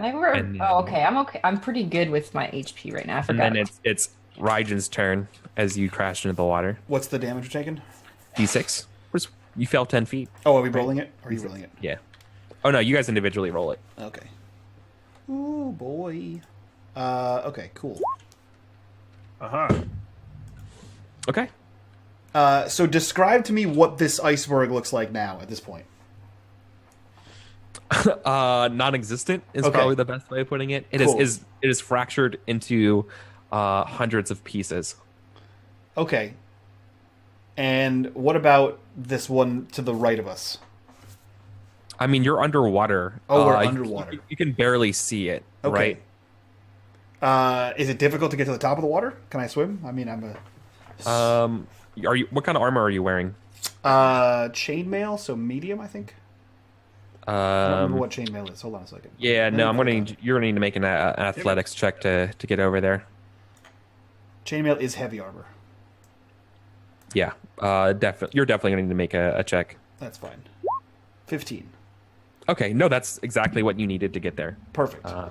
Yeah, so you fight and force your way through the water. Everything on you feels like an anchor. So he's going to struggle his way through there, and since he was still holding his rope, he's going to fight his way to like the base of the iceberg and kind of like jab his sword into it and sort of like limply, because he's cold as shit, covered in metal armor, try to toss the grappling hook up to the top of this thing to try to secure a grip on this thing to get up out of the water. Okay. That's going to be an athletics check to throw something out of water to the top of this thing would have to be okay. You roll 24. I want a 24. Does that work? Yeah. Yeah, it does. So he just sort of, and he begins to like tighten the rope down so that it is climbable. And then he holds still with one blade in the iceberg, one hand on the rope. He begins looking back around for his allies, and that will be my turn. Who you cannot see Yeah, in the darkness, makes sense. even though they're like right next to you. Yeah. Okay. Cool. Min. Well, this should be an interesting experience. Yeah. What do you I'm do? gonna try to get to the iceberg, and I guess I'll use my dagger to stick it into the side to hopefully latch on enough for Raijin to help. Okay. I need you to also make a strength check to get over there, but it's going to be a little bit easier for you because you're not wearing as heavy stuff as everybody. Yeah, but it's at a night, Yeah, But it's still harder a for her to disadvantage. and I'm already at a disadvantage on strength, so Yeah. this is not happening. Okay. Yeah, not happening. Yep. You're getting carried. You're trying to swim that way, but you're getting carried further away from your friends. Yep. Bye. Have a nice day. Do you get advantage for being part water? I have regular movement speed in water. That's about it. Oh wait, you have swimming? She has a swim move. No, my racial ability is I'm not affected, not slowed in water. That means she has a swimming speed. Oh, you have a swimming speed. What are we talking about? You totally are not getting carried away. You Oh. only have to make a check. You're in your element. You're literally Okay. Cool. Literally in your element. I am back. Like not even figuratively in your element. You're in it. You're literally in it. I like the idea that maybe like when you hit the water and you're like knocked out a little bit, and then like like you shake it off and you see your friends like just like in the distance or whatever for a split second, and you just start swimming your way to them. Oh, okay. Like being in the Right. frigid cold water is almost better than being in the frigid cold top of Yeah, iceberg That's for you. fair. You're like, oh, this sucks less than being up there, but I guess only for me though. All right, cool. Yeah, hi, Dang, Ryden. I feel invigorated. And as soon as you like break the surface, he like reaches and like throws rope towards you. Okay. All right. How deep am I? Can I You're see about the surface? 10 feet. No. So 10 feet to the surface of the water. Mhm. Okay. I mean, you know which way's up and down, but like that's yeah. That's yeah. I'm and are there any describe the surface of the water to me. Are there any dark shapes, dark silhouettes? Basically, if there's like a massive iceberg, it would be silhouetted from underneath. I'm essentially just trying to figure out, I need to get up, I need to grab onto something, and then if I can break out of the water, I need to shoot a cod in a stupid face if I can see him. Yeah. The surface of the water from your angle looks something like a Azure Jackson Pollock painting. Yeah. Just different colored shades and refractions and reflections of ice and blue are all you see. And is there solid black? Because No. nothing blocking. Okay, so I'm going to attempt to push myself up to the surface. Like jump. Essentially, yeah, because I'm strong, even though I'm heavy. I'm essentially going to try to get to the surface to see if I can get to any iceberg or anything like that. So what do I do? Because if I'm at the bottom of the water, I'm you pushing basically- myself up. Yeah. Your intention here is to find an iceberg to latch onto, right? My intention is to get to the surface of the water and then get to an iceberg, and if I still have movement or ability, take a shot at our foe. Okay.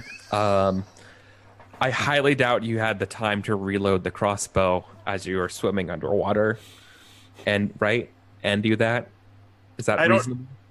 Well, did I have time to reload it between shots? Because it doesn't require an action to load. I can only use it once per round. But essentially, I'm trying That's to... fair. Yeah, because if I'm allowed to use it every round with no action, I can't use it twice a round, though. Yeah. When in doubt, I can also throw one of my javelins. So, Okay. yeah. But yeah, I'm essentially just trying to get to the surface, and Right. is there Let's wrap that all into a strength check. Okay, To do everything, let's just wrap it all into a single strength check. cool. Yeah, I'm just trying to figure out if I have any rolls. Yeah, So it'd be pretty difficult. not exhausted, but I'm going to strength check it. That's my speciality. Nat 1 again. 2 nat 1s in a row. Thank you, guys. Nope. I'm just on the bottom. No, yeah, I think as you're you get ready to move, like another piece of ice, like maybe the one that Zarina was on, like finally falls down, and it's like, Yeah. you can't it like blocks you. You're like, damn it, Totally you know, right. like you have to push it out of your way, and so you Yeah. get a chance to jump. Right? And I'm I fine never, being I never really want to describe you guys epically failing things and being goofy. Or I always try to say that failure is things impeding you and being like, damn, that's unlucky, not that you couldn't do it. Right? Or I'd love Talk to just start like doggy paddling to the surface, and it takes him like 7 rounds. He's just like, yeah, Trying your best. Yeah. Our little bucket of bolts. All right. Okay, the Ruiner Hawk's gonna go. Zarina, you're like latched on their foot, I guess, right now. I'm stabbed into him. I'm not letting go. Oh yeah, you're stabbed in. Oh yeah, you're holding on to the sword that's stabbed into him. I love that. And like the second, like if I was good enough to like grab onto him somehow, I 100% would have with every single part of my body. Yeah. No. I think I think so. You're gonna try to grab onto him, right? Yeah. Oh, yeah. Okay. I think he will let you do that. As a cod begins to retreat.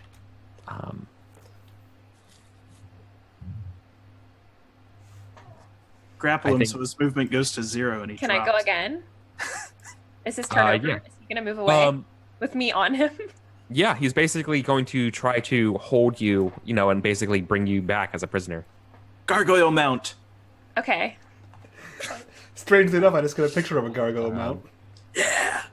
So, yeah, I mean, he's going to do that and fly an additional. Make sure his maximum flight guys. speed is 60 feet. I love you. So once again, dumb hypotenuse bullshit. Let's just say it's like, Yeah. let's split the difference and say that he's flown diagonally 30-ish feet up. Right. Yeah, that's totally fine. So you're 30 feet above the water. Yeah, I'm cool with that. Yeah, it's my turn now, right? It is your turn. Okay, I'm gonna take my short sword out and stab it into him again. Okay. Because he's You're- holding on to me now too. Yeah, he is holding on to you. Okay. I think. Literally this is same hole. Yeah, but this is literally okay. Do you guys think it's fair? I think this is probably a disadvantage, because you're between holding on and him trying to like resist you hitting him. I've got my legs like wrapped around him too. Yeah, and he's got you constrained too. So like, all right, fine. Let's just say let's just call it even dice. Let me do it. All right. I would say if anything, it would be if you're trying to take the blade out and stab it back into him, that might be disadvantage because of how tight the maneuver is. But if you just jam the blade deeper into him, that would be a normal hit because the blade's already in him. So you'd be really rolling to see if you can get it in farther. Yeah. I just want to hurt him more. Like, if I could twist my blade in him, I would. Okay. Okay. What is happening? No, I don't. No. Okay. Oh my God. Make a dexterity save for me. Yeah. This is to resist basically not being grappled by a cod, Okay. right? Because like you wiggled yourself enough, you got the sword out, you want to go strike again. Yeah. You whiff. Okay, so you're still free. You're still able to maneuver around on your turn.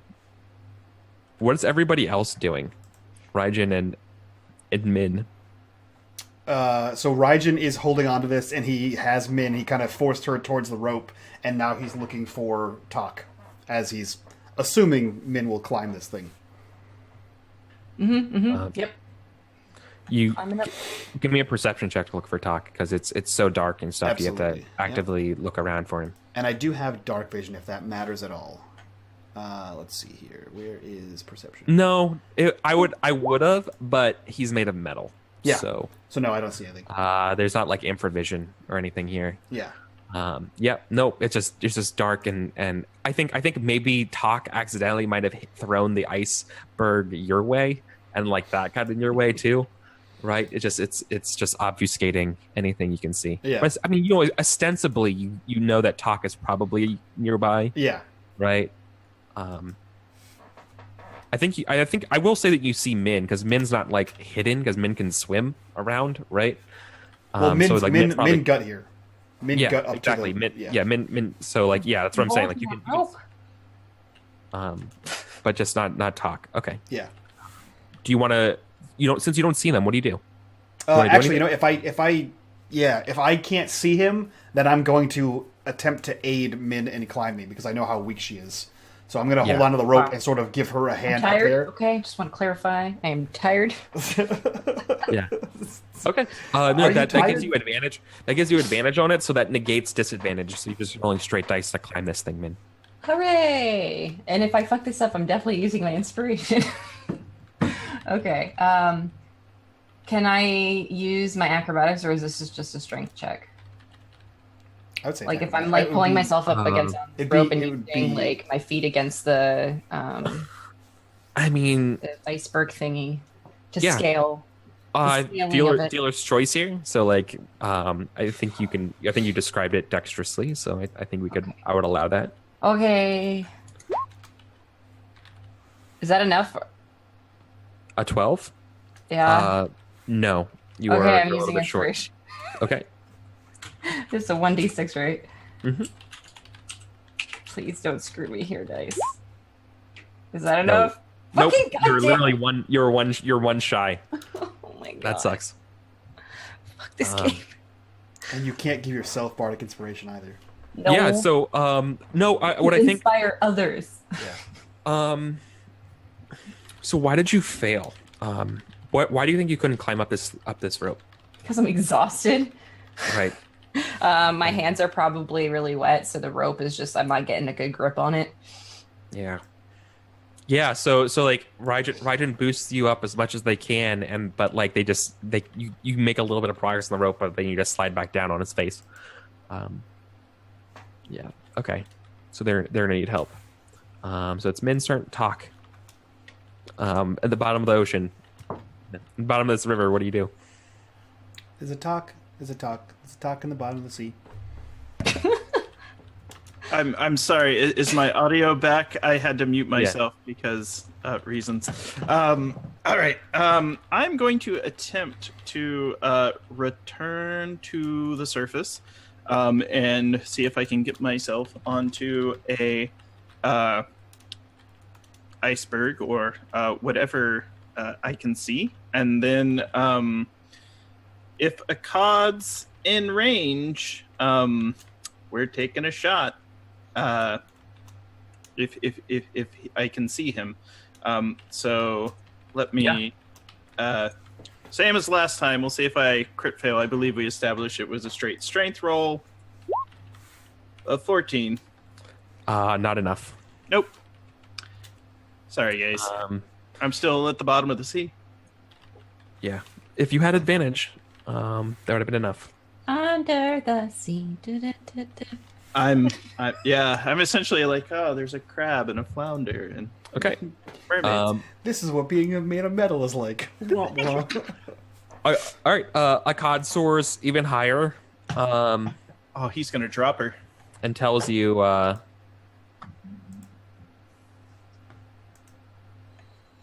think like through like so he's like coughing and like not in a good place. And says, "Come on, you! It's time to meet the sister." And he's just gonna he's not gonna attack you. He's gonna just continue to fly up. So I think if my math is right, you are now 90 feet up.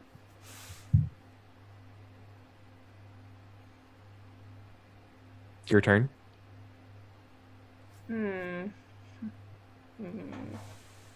How bad does he look?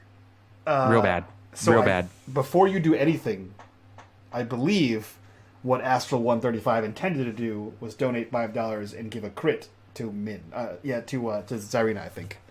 Hold on, let me confirm. She donated a crit to somebody. Astral, who is that crit for? It's for somebody. Very important. It could save someone's life. Literally right now. So there's a crit on the table right now. I think it is... Hold on. It's in chat somewhere. It's Min. Someone give Min a nat 20. So Min, you have a nat 20 at your disposal right now. Sorry, Zarina, not you. That's okay. I tried. In chat, they just said Zyrina. Oh, they did. In chat, they did say Zarina. Sorry, Min, I'm a liar. Sorry to get your hopes up. Guys, Okay. here's bad news. Nothing can save me from this fall damage. Unless he rolls all ones. What if you kill him with a nat 20 and ride him down? And he takes the blow. He takes the blow. He shatters. No, we'll see. If you were close enough, I could help you, but you're too Hold far on. away right now. Hold on, I've got to do some quick math really quick. She's calculating the hypotenuse right now. Oh. It's 96. It's 96. Hold on, though.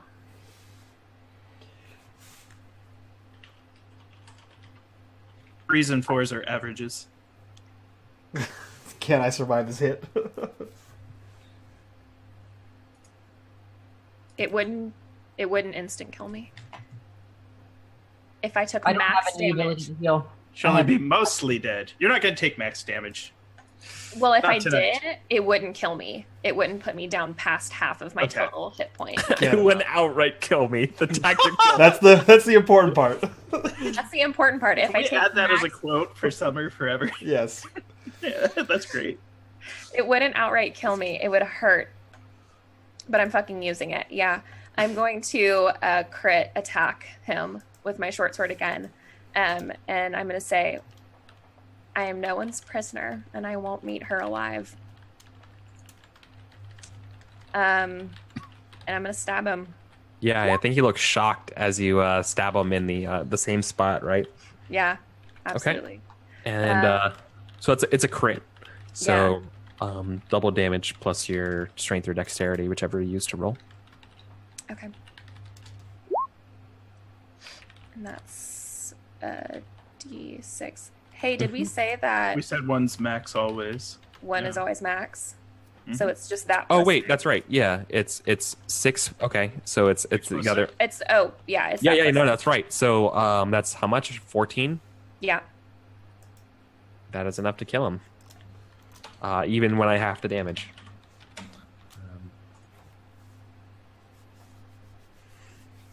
Akkad can't believe it. His wings begin to cease flapping. I think that's kind of the first thing that happens. And you kind of just stay in the sky for a couple seconds as inertia is keeping you up before you start to plummet back down. And he just releases a scream, just a terrifying scream, saying just of complete disbelief that crying out that he's failed her, he's failed Morellin. And I think if you want to do anything or say anything, the last thing that happens before you hit the water is it says, "Void Mother, forgive me."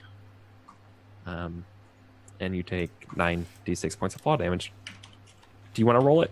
Do you think it's, or do you want to trust me to roll it? I trust you to roll it. Go for it. Okay. Wreck me. I give you the choice here. 36 points of fall damage. I That's have a lot. 35 hit points left. Yep. So I'm down to 0. Okay. Now I'm not sure if that's the rule. Does somebody know the rule for HP at 0? For insta-death? It resets. Yeah. It resets So- to 0 afterwards. Yeah, so you're always at 0 unless you take enough damage to do half of your life total negative. So That's the I would only have had time to that take matters. half of 45 past that. Yeah. Past I thought it had. 5. Is it half or is it full past it? I think It's it's half. It's half. Yeah. So It's she would. half So for you would have had to bring her to like negative 22. Yeah. For Okay. past. So because I only went down -1 under 0, I'm just at 0. Okay. Oh, honey, I would not have let that happen if I thought I was going to die just then. Yeah. No, it's just falling 90 feet from in the sky. I'm fine. Don't worry. I'm dead. I have 3 Right. chances to live. The other Save- 3. save me?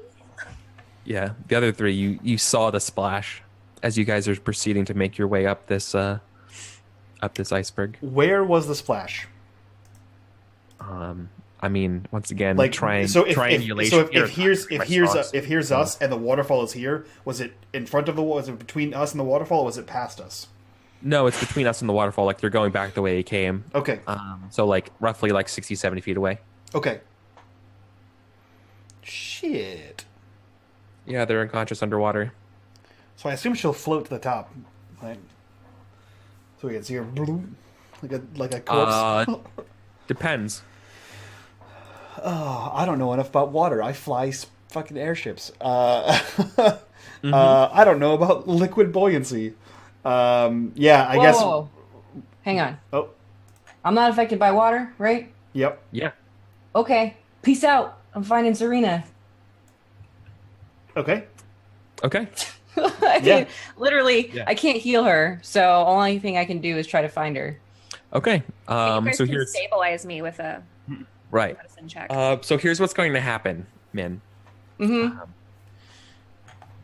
You're going to have a couple attempts to make perception checks underwater to find wherever Zarina is, because Zarina Okay. fell in the water, Yeah. and you have to look around for her. Okay. I'm disadvantaged, I'm guessing. Each failed. I mean, this is pretty mean, but like I imagine each failed test would be a means that you have to make a death save. Oh yeah, For no, I was myself? Zarina? I was for fully her. intending to make death saves because I have three Yeah. chances to. I have to either get 3 successes or 3 failures. Right. Okay.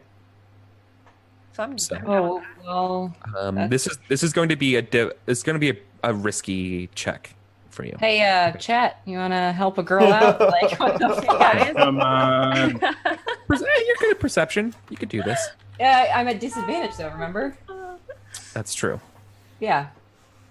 So, you know, it's going to be fun. We're going to roll lots of dice. Help. All right, help. perception. Where are you? Does someone else have inspiration to donate to you? I I think. think we all used our inspirations. I gave mine to Zarina. We all had one at the start of the episode. Yep. Okay. 12. Not enough. Make a death save. Cool. I imagine this is a split camera shot where like one we see Zarina like floating in the water, Oh no. and then the second one we see Min like frantically like racing to them. So death save. It's just a D20, right? 10 above a success. 2 is Fail. not. 1 fail. Yep. Okay. Min, you're continuing to frantically search. Make another perception check. That sucks. 14 is still not enough. One more. You are 1 shy. You need to get a 15. Okay, so go ahead and roll. No, yep, another death save.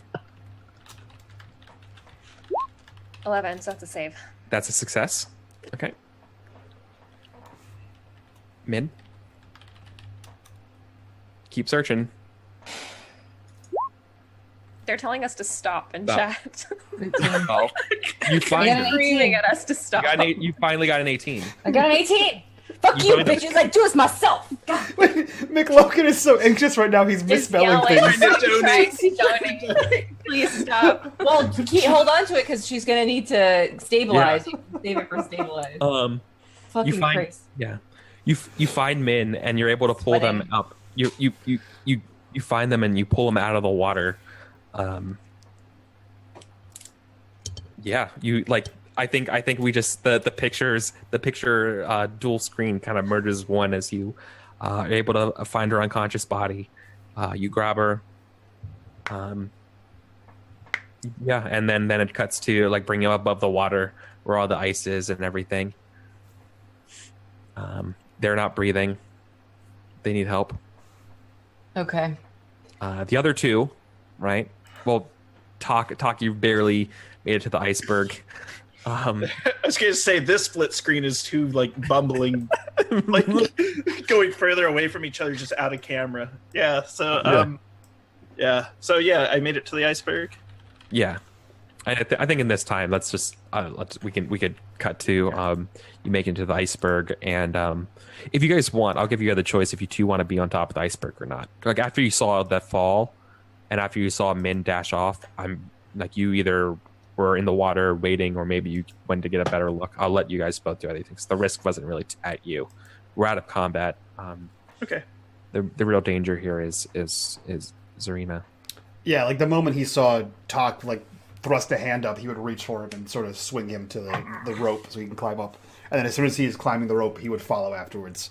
And that's the big action he would have is once they get to the top of the rope, he again like looks for wherever the hell Min and Zarina are floating, and he's going to try to take the weighted end of the grappling hook and throw it as far as he can towards them to give them something to hold on to and get pulled towards or climb towards the iceberg. Sure, like a fishing lure. Yeah. I get it. Okay. Cool. So yeah, Min, there's plenty of ice on the surface if you want to like layer there and like first aid, or you could try to swim like I'm not gonna. I need to swim like the stabilize. Dickens. Yeah. No, I'm gonna stabilize her first, and then I'll assist her in swimming if I can wake her up. Yeah, they're not doing well. So Yeah.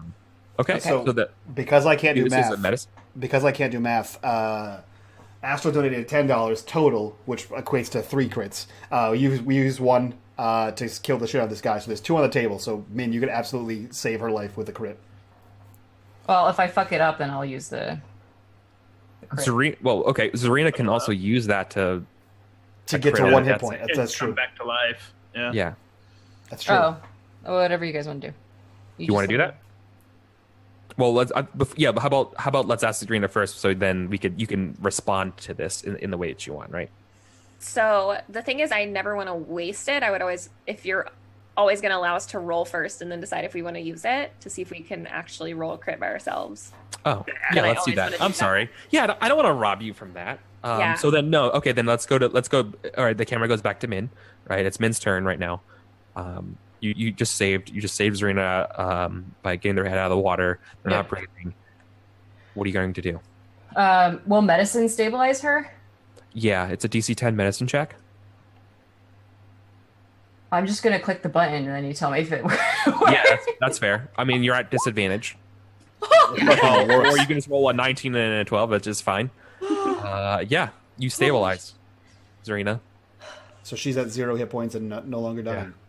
Yep, they're at Okay. 0. So they're still unconscious, but you Yeah, know that yeah. like they're no longer dying. What does this look like? Paint this picture for us. Okay, cool. This is great. Because you're in the water too. Like that's crazy. Well, nobody else can see this, but I pulled her onto the icebergy thing, the one nice that's slab, on the yeah. the slab. So basically, what happens is Min basically just like takes her hands and like puts them on the temples of Zarina and closes her eyes, and when she opens her eyes again, like nothing but like her eyes are completely glowing in like this iridescent purple and silver, and her body, all of her tattoos have lit up at this point and are like going in almost like cycles across all of them as like all of the power that she has to heal her, very similar to what happened when she went through her first experience with the consorts of healing her. And I'm just using all of my energy to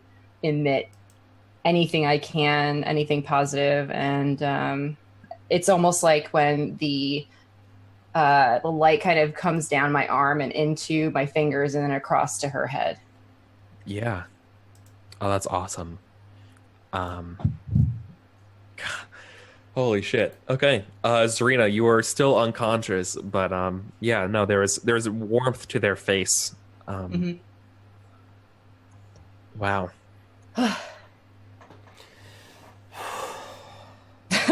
Good job, everybody. Guys, we have an still hour left. I don't know if I can handle it. We short rest. No. Do we For the love of God. Oh. Next level up, I'm taking tiny hut bitches, okay? McLogan donates $10 and wants heals. So McLogan, he has 2 heals. Who you want? Heal Zai. Sarina, you heal twice. Roll 2d10. Okay. And then I assume Eric's next question is describe how and why you just got healed. 9. Because of love. Okay. No, but we can describe what the healing like. This is probably related to Min's healing, right? Yeah, that's what I would think. Okay. So then you come through. But real quick, Zarina, what does getting close to death's door look to you? So I think that there's this moment directly before impact where she, and this is going to come back to bite us, so I'm sorry, guys, but where she lets herself leave her body and go to Undava, because death is different when she's in the dreamscape versus when she's in her physical form. And for the first time since she was like cast out, essentially, when she ran away from home, she like allows herself to fully be part of the dreamscape rather than only partially into it. And so I think she's generally unconcerned with what's happening to her physical form. I think what it really looks like is just Zarina standing in the flat plane of the dreamscape, and just in the distance she can see the lights of home. And like, even though it's not her home anymore, there's people that she loves that are still there, and like her entire lifetime of memories.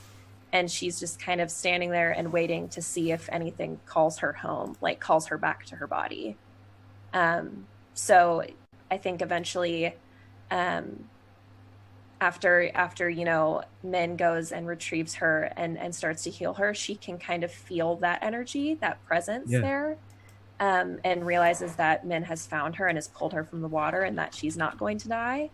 And I think she just slowly allows herself to kind of like be near her, like the two of them, and like lends a strength to Min, like through her, even though she can't touch her or interact with her, like tries to be there morally supporting her, because she knows that this is just as hard on Min as it is on her. And so then when she finally heals her and wakes up, I think she's unsurprised and just kind of smiles at her. Oh, damn it. I love the idea that you're getting attracted to this like sense of family and people you miss, and then you get the equal but opposite force of Min bringing you back, and you come back to the living. Fuck, that's super good. Shit, that's so good. Listen, we're already anxious that you're about to die. Don't make us sad that we saved, that your life got saved. Yeah, I mean, I imagine you open your eyes and Min's like on top of you, taking care of you, right? Yeah. Min, do you say anything when you see Zarina come around? Yeah. All I do, I just look her straight in the eye and I say, "You're not done yet."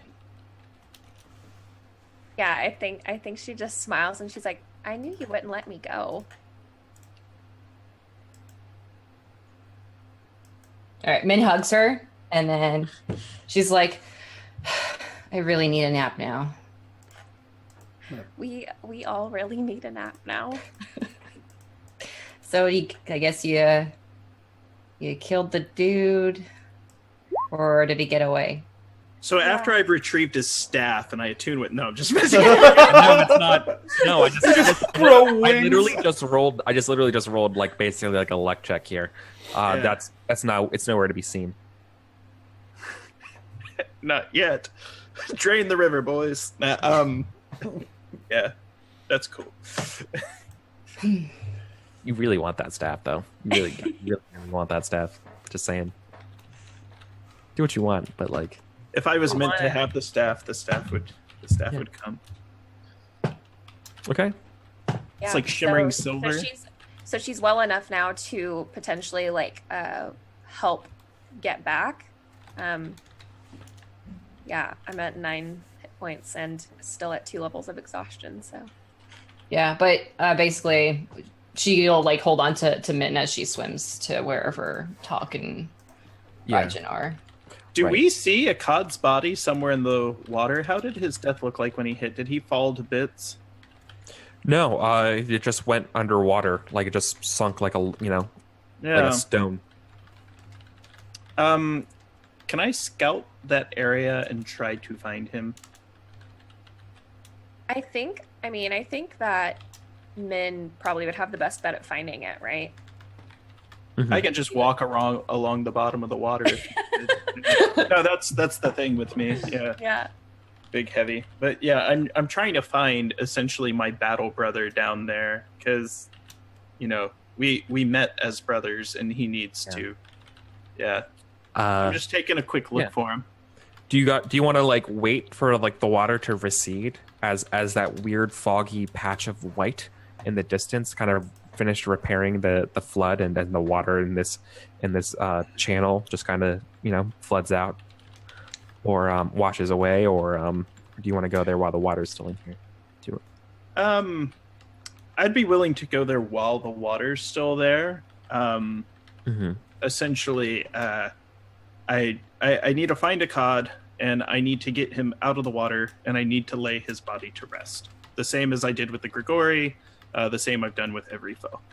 Okay. All right, you can do that. And what's everybody else doing before we resolve? Sweating profusely. Well, if the yeah, water's I'm going to pretty sure. recede, then me and Z can just wait. Yeah. There's no reason to risk going into the water and something Yeah. bad happening, bad juju. That's no problem at all. You guys Okay. could begin basically taking a short rest if you want right now. Yes, short rest, please. That'd be Yeah. really nice. I really like that a lot. Because then I can use Song of Rest when we do that. Right. What does Raijin want to do? The same. Like once he safely has everyone atop the iceberg, and then sees Talk jump back in to search for the corpse. He's going to make a lot of grumble noises and shouts after he sinks in, and then he'll just settle down and look over at Zyrina, and he kind of looks at her and says, "You that was dangerous and stupid. Well done." Yeah. Well done. I think you're since Talk, you're the closest to see this. What's repairing the ice wall here is basically sort of the animated snowflakes that sort of wiggle their little like hexagonal little shapes, like little scarabs, repairing the edges of the ice. You just see this just a venerable army of these things repairing this ice here. You see a couple of them like die while it happens. Like it's just the magic of this Crazy. place. Yeah. But your eyes and your attention turns back to the water as you look for a cod. Give me an investigation check Sure. as you proceed. I imagine you were just kind of like wading through, looking, trying to bump into him, looking around. I'm trying to Anything you find him. Yes. Okay. Essentially, Easy lurking about. detect evil.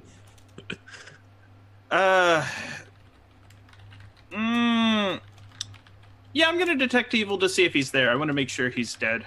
Yeah, I mean he's dead, but like, yeah, I Does it imagine. help? I imagine there's a lingering thing. Yeah, I'm just in my mind's eye. I'm imagining this sort of Yeah. help, right? There's like that. Yeah. Right. It's almost like evil, as if My evil. investigation's horrible. I'm just Yeah. trying to find a cod. Okay. Any remnant of him? If not, I'm only going to search. So short rest takes a little while. think- I'm spending about 5 minutes trying to find a cod. If I can't find him, I have to leave him. I think the only thing you find is his cloak, Okay. I'm going to take. or a piece of it, right? Like a scrap of it. Okay. a sizable chunk. Wait. Just so we are fair here, there was another donation for a crit that's just floating around the table. It's not for anyone. So if you want that staff, you can roll that nat 20 on finding staff, to find a cod's staff. or to find his body, or to find. Do you want this? Yeah. Do you want the staff or do you want the body? Those are two different things. Okay. They're not together. There is a free crit floating, and you can use it for whatever you want if you feel like this is the time to use one. I don't want to use a critical roll to find my fallen foe, and so I can bury him. I like the idea that I found. I like the idea that I found a piece of his cloak. But while I'm down there and I use a critical hit, do I happen to find a glowing silver staff? Tell you what. So in chat, Al donated again. He said, "Why choose? Do both." So there's a 20 to find his body and a 20 to find his staff. Burying him with the staff. Yeah, but so Eric, here's what my intentions were. I need to find a cod, and I essentially, if I can't get him out of the water, I just need to say a quick funeral prayer over his lodged corpse. But if we're searching for staffs in the water, that's totally what I'm doing. And yeah, I'll use these nat 20s. Okay. But I appreciate chat donating too to make this a very rich narrative story, and letting us be our characters. So What this And looks not letting like. me die. Yeah, right. yeah, So I think that the shot still stands, right? You're holding the piece of cloth, right? Of that, obviously the indicative traveling cloak of a cod, and that leads you to find like the other like piece that's like near a nice chunk, and so you're able to wade over there, and yeah, you find the fallen body of a cod, crumpled, broken. It's looks like he died in tremendous pain. Yeah. It's not a glamorous death. Essentially, I'm going to say a quick prayer over his body and hope that his soul finds rest in the beyond, and that the Void Mother does forgive him. And then, where's the staff? Describe it to me. Your eyes grow to the size of saucers. There it is. Yay long. Yeah.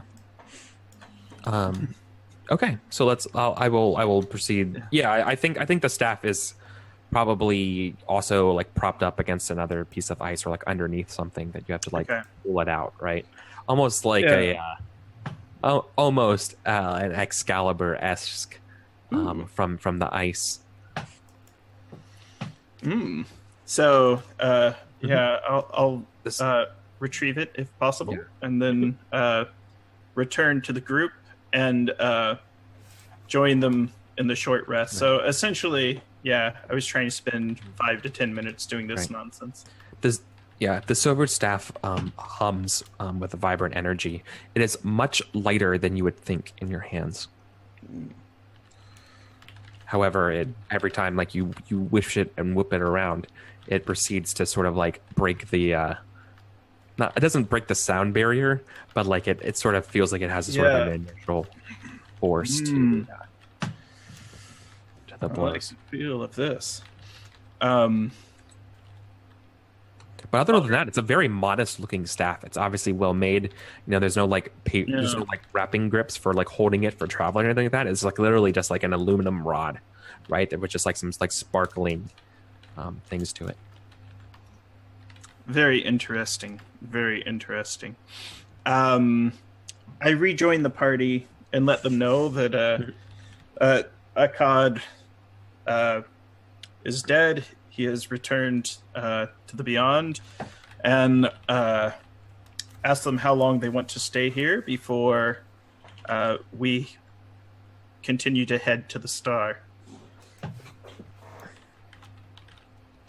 You guys probably want a long rest. Yeah, but we don't want a long rest on a goddamn iceberg. It's cold as shit, and we've all been in the water.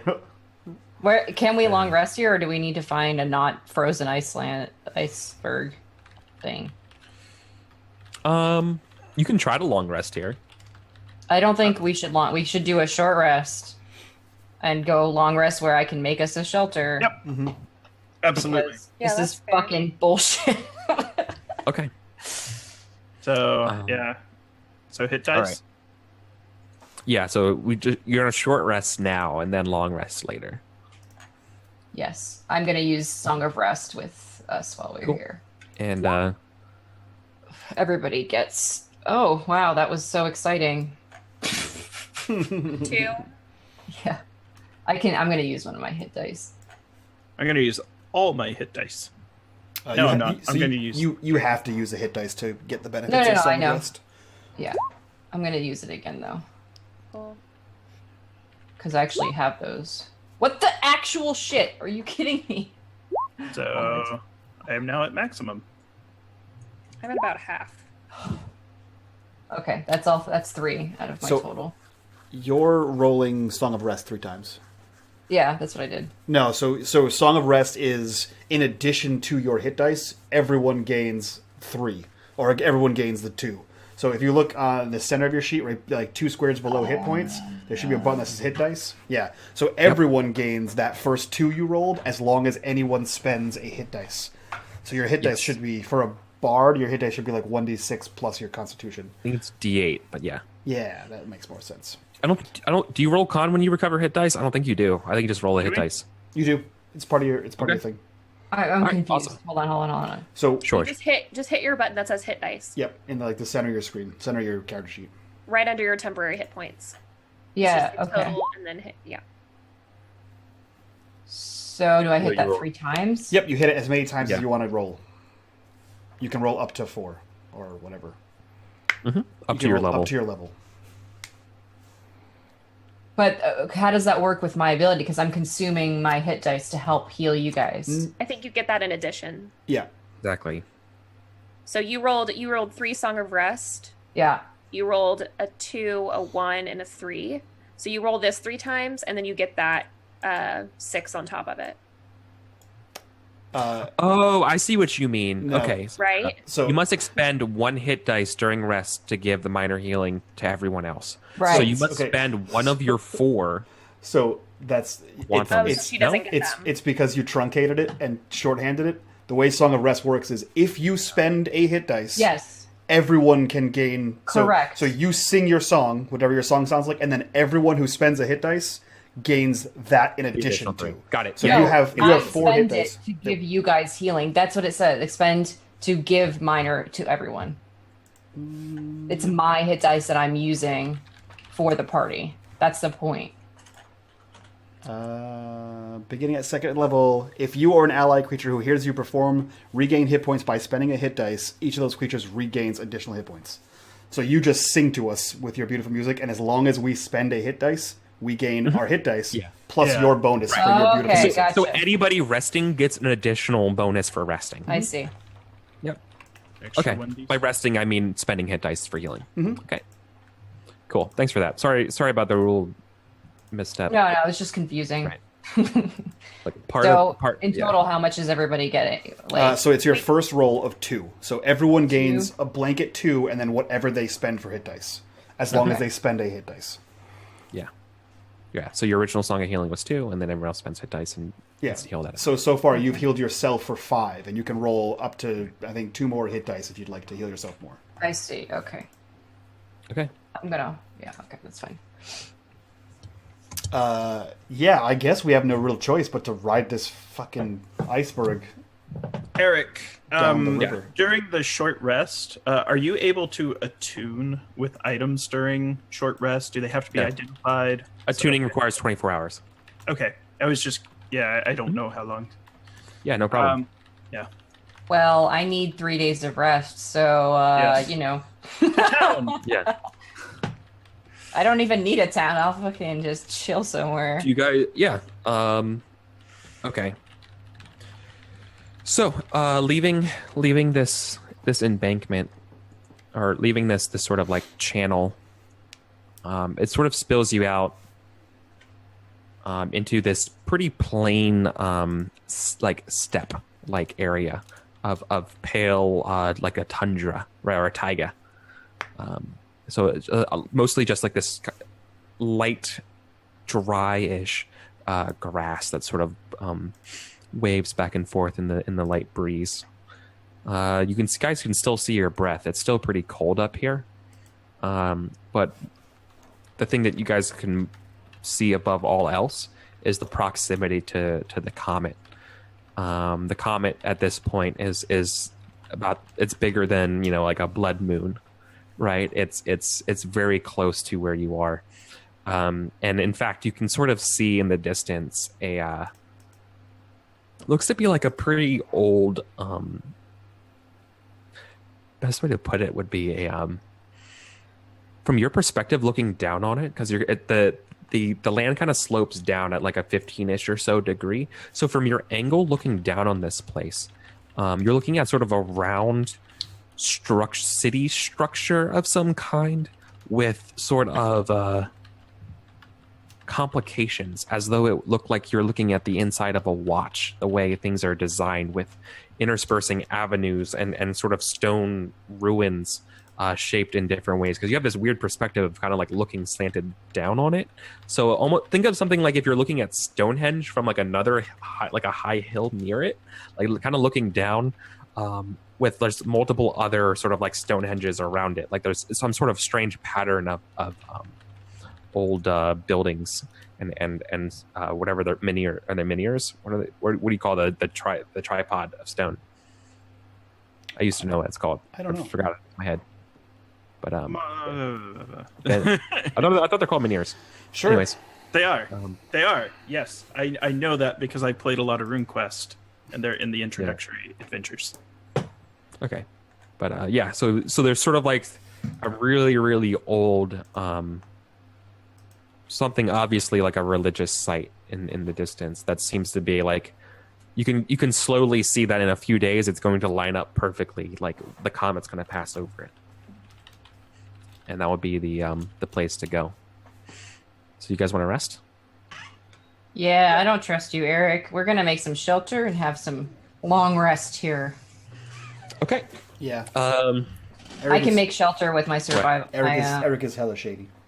Talk also rests different than the rest of the party based on his construction, so he can see, hear, speak, etc. during all of this, and he essentially just does not act while he goes into maintenance mode for, I believe, 4 hours, and then he gets the full benefits of the long rest. Right. You might want to let Talk begin resting, and then he can take the remaining watch. Does anybody say anything to each other like this is happening after all this stuff happened? Oh man, yeah. That's heavy. Yeah. I don't think that Raijin would. I think that this was exhausting. Like they're physically exhausted, and several people almost died. I think that he would just kind of be his stoic-ish self. I thank Minea for the music during trying times, and I thank Zyrina for passing into the beyond in order to vanquish Akkad. Yeah, I think Zarina doesn't. I think she just kind of nods like an acknowledgement, but she's so tired. Like, they're so exhausted. She doesn't really feel like there's anything left to say right now. Yeah. This is hilarious because Talk has full HP, has no exhaustion. Sorry, it's just the juxtaposition to the party. So he's like, blah, blah, blah, blah, blah, blah, blah, blah, blah, blah. And they're like, you have all done great today. Everyone have a good deactivate, unplug. I never remember where his shutdown switch is. I know it's somewhere. Yeah, real quick, Eric. Since we're making the actual shelter, we're not taking any exhaustion from the cold anymore, right? No, you're not. Okay. I just want to make sure. Yeah, no, that's a good question. Yeah, so a long rest removes 1 point of exhaustion, too. Yeah, so that's the question is, how long do we rest? It depends. So we're looking for the impact point of this falling star, right? That's the point of this. Yeah. So when we hit landfall and we find this ruined area, how long, based on like the fact that we've been chasing it for days or weeks, how long does it look like it has before it hits the ground? Is this like in the next couple days situation, or is this like? No. If you guys choose to rest now, you will have to hurry to the site. You won't be there when it happens, unless you go now and you rest in that place. Yeah, I don't think we're gonna rest. Time is an issue here. Yeah, I think we'll probably rest a minimum amount of time needed. So you guys need 8 hours, right? Need 4. And then I need 4 also. So I think I'm still gonna be at exhaustion. By the way, you need 6. You need at least 6 hours of not doing anything during a long rest. Yeah, it's roughly a period of 8 hours, which is not brisk marching. That's not a rest. No, I think not at all. I think we like, Min makes camp and we kind of settle down and all go into our various stages of just laying there. To rest, and I think we're, at least for me, I don't think it's a discussion of, I think we all know we have to hurry. It's just kind of like we all settle down for a second just to take a breather and know, like, okay, we have roughly 8 hours until we have to get going again. I have a question for you, Eric. Have I been here before? Here's a better question. Do you remember being here before? Can you make a history check for me? I can. There's something familiar about this place, which is why I'm asking. History. I have positive modifiers to that. 13. Okay. You've definitely been here before. You don't remember why, but you do also remember this. It was here. Raijin's brother was here with you. You just don't remember the context. Okay. Yes. And then I'm letting Raijin, and I know he's tired, and I'm simply going to relay this to him quietly, and I'm just going to be like, I have a memory of this place with your brother. You sleep now. And then I'm going to kind of leave him at that, and I'm going to kind of investigate the area and see if any other memories come to my mind. Okay. Sorry, Chad. Yeah, I'm Sorry. trying to think about like what Yeah. what would kind of come up when you're doing this. Yeah. Just kind of perusing. It's one of those things where, almost as if I'm a child that is going to a museum for the first time, and he's walked into like the Egyptian exhibit of another culture, and he's like, there's a sarcophagus, not that there is one there, but I remember those feelings as a child where I'm like, this is a different world, but there's something familiar about this world, and I'm just kind of exploring. Yeah.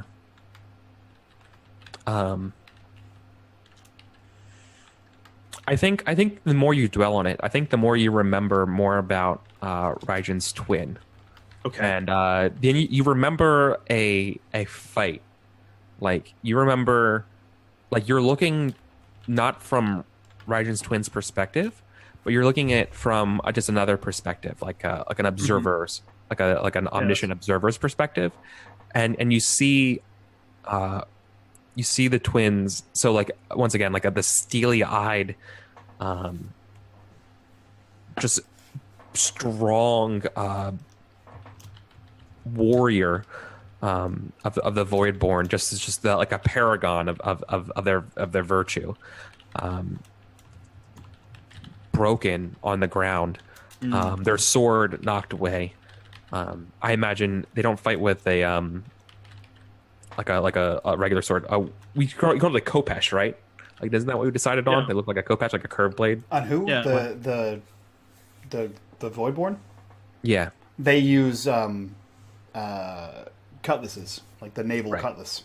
Right. Well, this one's like a Kopesh, and and you see it like shattered, and you see him like trying to crawl away from this observational view, and they're going, no, and then like that's all you remember. Okay. And that's it. Okay. I'm going to proceed to join the others in the rest, and I let them know that I only need a few hours of maintenance, and then I can proceed to be a watchful protector. Yeah, I think if we're going to be here like 8 hours for everybody else, then Dee would stay up while Talk goes into maintenance mode, and because she only needs 4 hours too. So like as soon as he woke up, she would like basically enter All right. her half dream state. Okay. Eric, I have a question for you. How Yeah, long what's has it up? been since we left the airship? The downed airship? It's been at least 1 day. Cool. What's that sweet-ass shield do? You requires so attunement takes some time, and like this is the finally right that you're able to attune to it. So that kind of happens at that rest. Yeah. And I'm glad you remembered. What about my ruby? You already know what that does. Yeah. No, I don't. Zarina has no idea what it does. Oh, okay. Oh, I told you. No, you didn't. Yeah, Raijin told you what it does. If you I throw am- it, you'll summon that monster. Oh. You have Okay.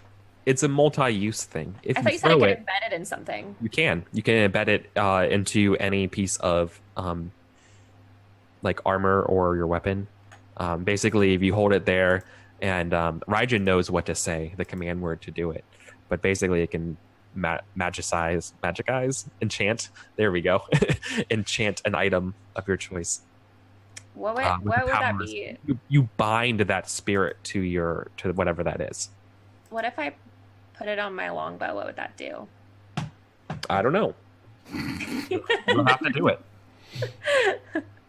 Yeah. So I think that like if he told her that, then she would probably want to do that.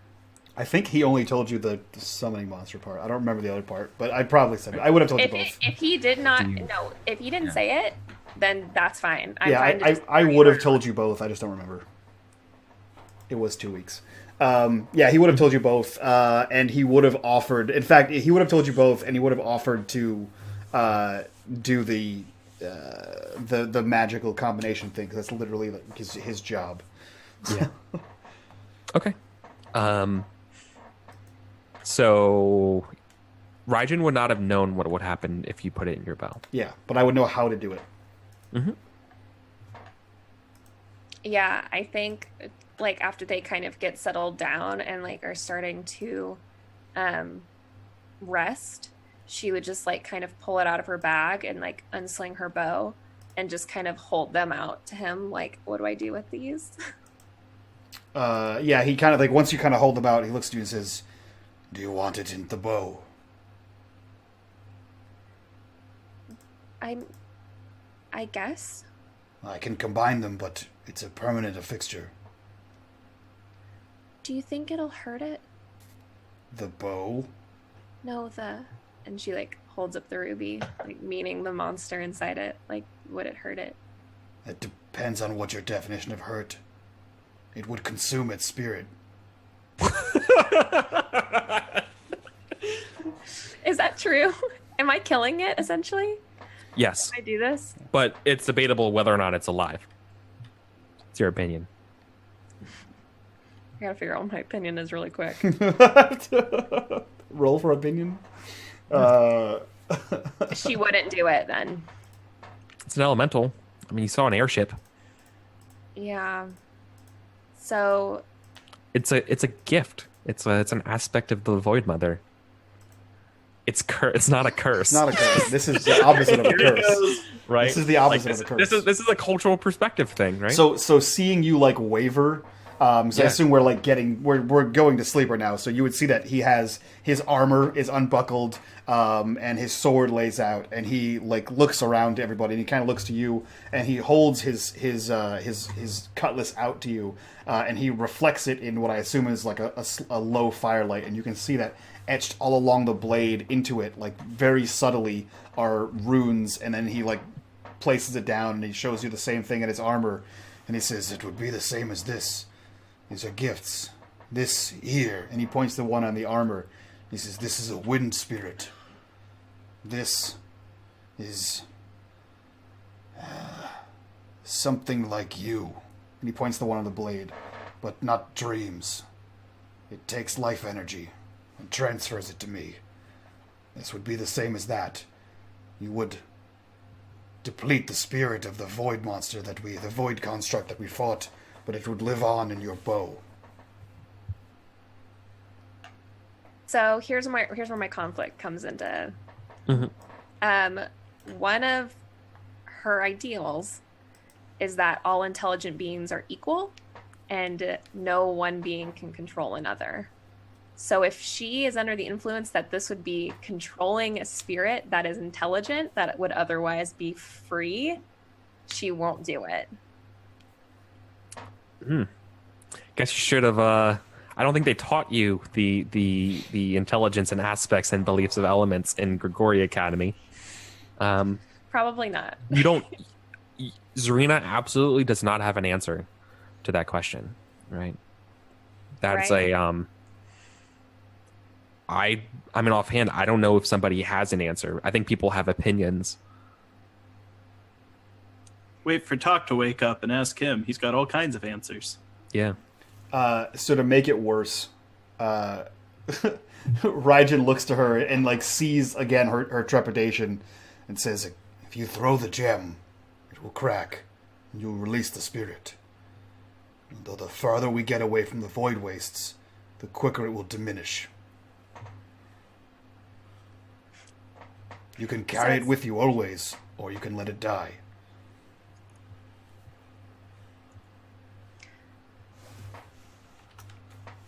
Would you rather live a slave or die free? He looks at you, vaguely understanding the question from your perspective, and then he looks to Talk, who's probably doing Talk things, and You can says- talk to. Yeah, he's been deactivated, but you can talk to Yeah, him. he's not. aware. He's not. He knows what you're doing. But he looks over at you and he looks back at Z and says, "If he falls in battle and dies, it is believed that his people take his armor and craft a new Lightforged. Although he has forsaken his people, so when he falls in battle, I will take his armor and craft new armor from it. This is the gift you have been given." And he taps the crystal. Talk hear this nonsense. You probably you Are probably you could. powered down? Yeah. Oil can.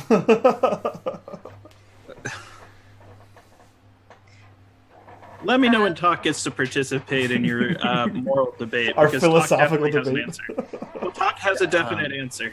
That he's been. Yeah. I actually wrote this down before the adventure as like Talk's guiding principle, and it actually ties right into this. Cool. It's Yeah, essentially. Yeah. I just wanted to real quick, Rajan, I think you know that elementals are vaguely intelligent, but you also know that they live to serve the Void Mother, and they're aspects of the Void Mother, and so to craft and create using them is like an honor, Yeah. right? And that they have like it's not that they're not gonna fight it, but it absolutely, to an outside perspective, could look like slavery. Yeah. Right. And at the same time, he tried to explain the Void Mother and curses to her before. I know, she didn't it's understand curse. them. I know. So he's trying to yeah, explain it in a way that she'll understand because he thinks that she's just crazy or dumb. Right. It's He's not clearly- a slave. He's just a helper. Yeah. It's one of those things like so the way I'm figuring out like the way the Voidborn work in relation to the Void Mother. It's like it would be like Native Americans. Like if you hunt a deer, you kill the deer. Yes, you've killed a creature of nature, but you use the skin, you use the meat, you use the tallow, you use the sinew, you use the bone. So like this is that aspect. So like yes, we defeated this monster, but now I'm going to repurpose it into something that serves the Void Mother. Yeah, it's like that and a little bit more like Nietzschean, but yeah, that's about it. Yeah. It's a good general idea. So he's trying to explain that to a heathen. Yeah. Yeah. You have a little bit more of a nihilist bent to you, to your outlook, right? Like everything goes into the Void Mother, Yes. everything comes out. We must make the best what we have with creation and these things, right? And we relish in the storm. Yes. That is life. Life is a storm, and then it passes, right? Like that's sort of a thing. That's probably that's a really good expression. And sometimes for life to is say a highway. Yeah.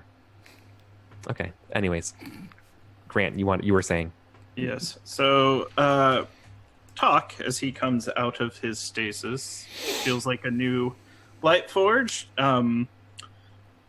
He approaches the discussion. He asks, "What seems to be the moral quandary of the day?" Raijin, what's this all about? The stone from the Void construct. And I look at the stone, I look at Zyrina, and I state that freedom is the right of all sentient beings. And the word sentient comes from the root meaning to sense or to feel. And the elements feel very deeply, much like the Lightforge. And they deserve to be free. However, often they desire to be a tool. And it is for you to decide whether or not to set it free or to give it what it desires. May not help, but freedom is the right of all sentient beings. I think she just kind of like looks at it and she kind of man, it's hard because I can't decide what she would want to do with that. She's been faced with like a lot of options here. But I think she eventually just kind of holds it out and says, I really don't think I was meant to have this. If it had been up to me, I would have left it where it fell.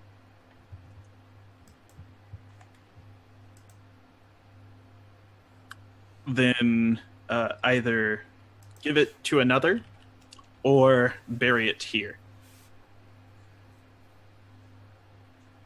Or activate it and let him go. But he will be difficult to compromise with.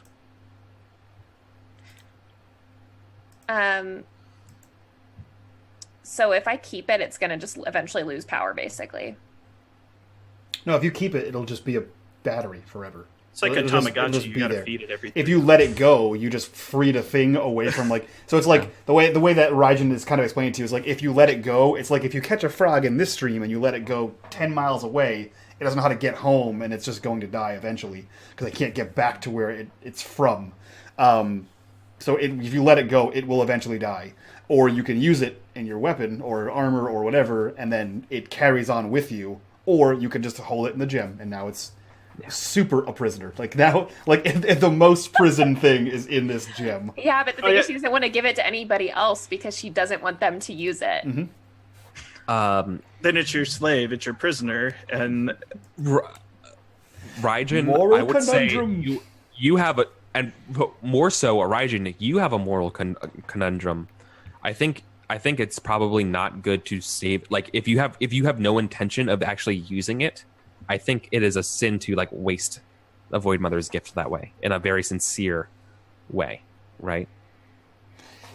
It is, but so like he gave it to her because she's the one that officially slayed the beast. So like that is the gift of the Void Mother, but he thinks she's a heathen. So I don't know how he would respond to. You've got to trade or something for it. You have an aspect of a saint, right? You have a relic. Yeah. And that person just doesn't really care. Yeah. I mean, I'm not telling you to do anything like that. I'm just giving you sort of like the weight of what this could look like. Anyways, yeah, let's talk about your shield. Okay, let's talk about the shield. Right? I'm going to think about it. How dope is this shield? The shield's pretty dope, my friend. Remember the name I gave the shield? Yes. Yes. Waiting for you, my happiness. Yes. Thank you. So, the shield gives you the uncanny ability that the shield's eye itself acts sort of like a third eye for you. Mechanically, it guarantees you advantage on initiative and wisdom checks, or wisdom perception checks. Sweet. Yep. And is it a normal shield or is this some kind of magical shield? I mean, it's magical, but it's not. It doesn't give you it's not a +1 or anything like that. Cool. So it gives me advantage on perception and what was the other one? Initiative. Okay, cool. Yeah. Sweet. Yeah, it is really cool. I like it a lot. What about my staff? No. Yeah. So your staff that you have, Grant, is a staff of striking. Ooh. The staff is +3 to hit and damage, right? Mm-hmm. And furthermore, the staff currently, because I think when you attune the staff, it will probably tell you how many charges are in it. The staff currently has 2 charges remaining, but you do know that every time you attune every single day, you can actually regain charges at a certain amount. I'll give you the details later. Yeah. But you do know, should you ever spend all of the charges on it, it becomes there's a 5% chance it just becomes a regular staff again. But essentially, the perk is that you can spend charges up to 3 to give yourself additional d6 points of force damage every time you hit. Cool. And what's its base damage die? It's a quarter staff. Okay. So d6 first of all d8. I will DM you the deets. Cool.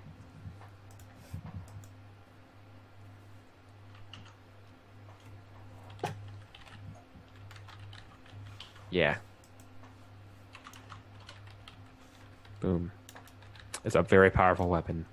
I think you would know. Here's the thing that you would know attuning to it. Mm-hmm. This staff, I guess, okay, because I think it's maybe it's your Voidborn, maybe it's your memories. This thing was made when you were alive. This is a very old It's staff. ancient. Yes, this is an ancient staff that has stayed around. It's not For something sentient, to is it? no.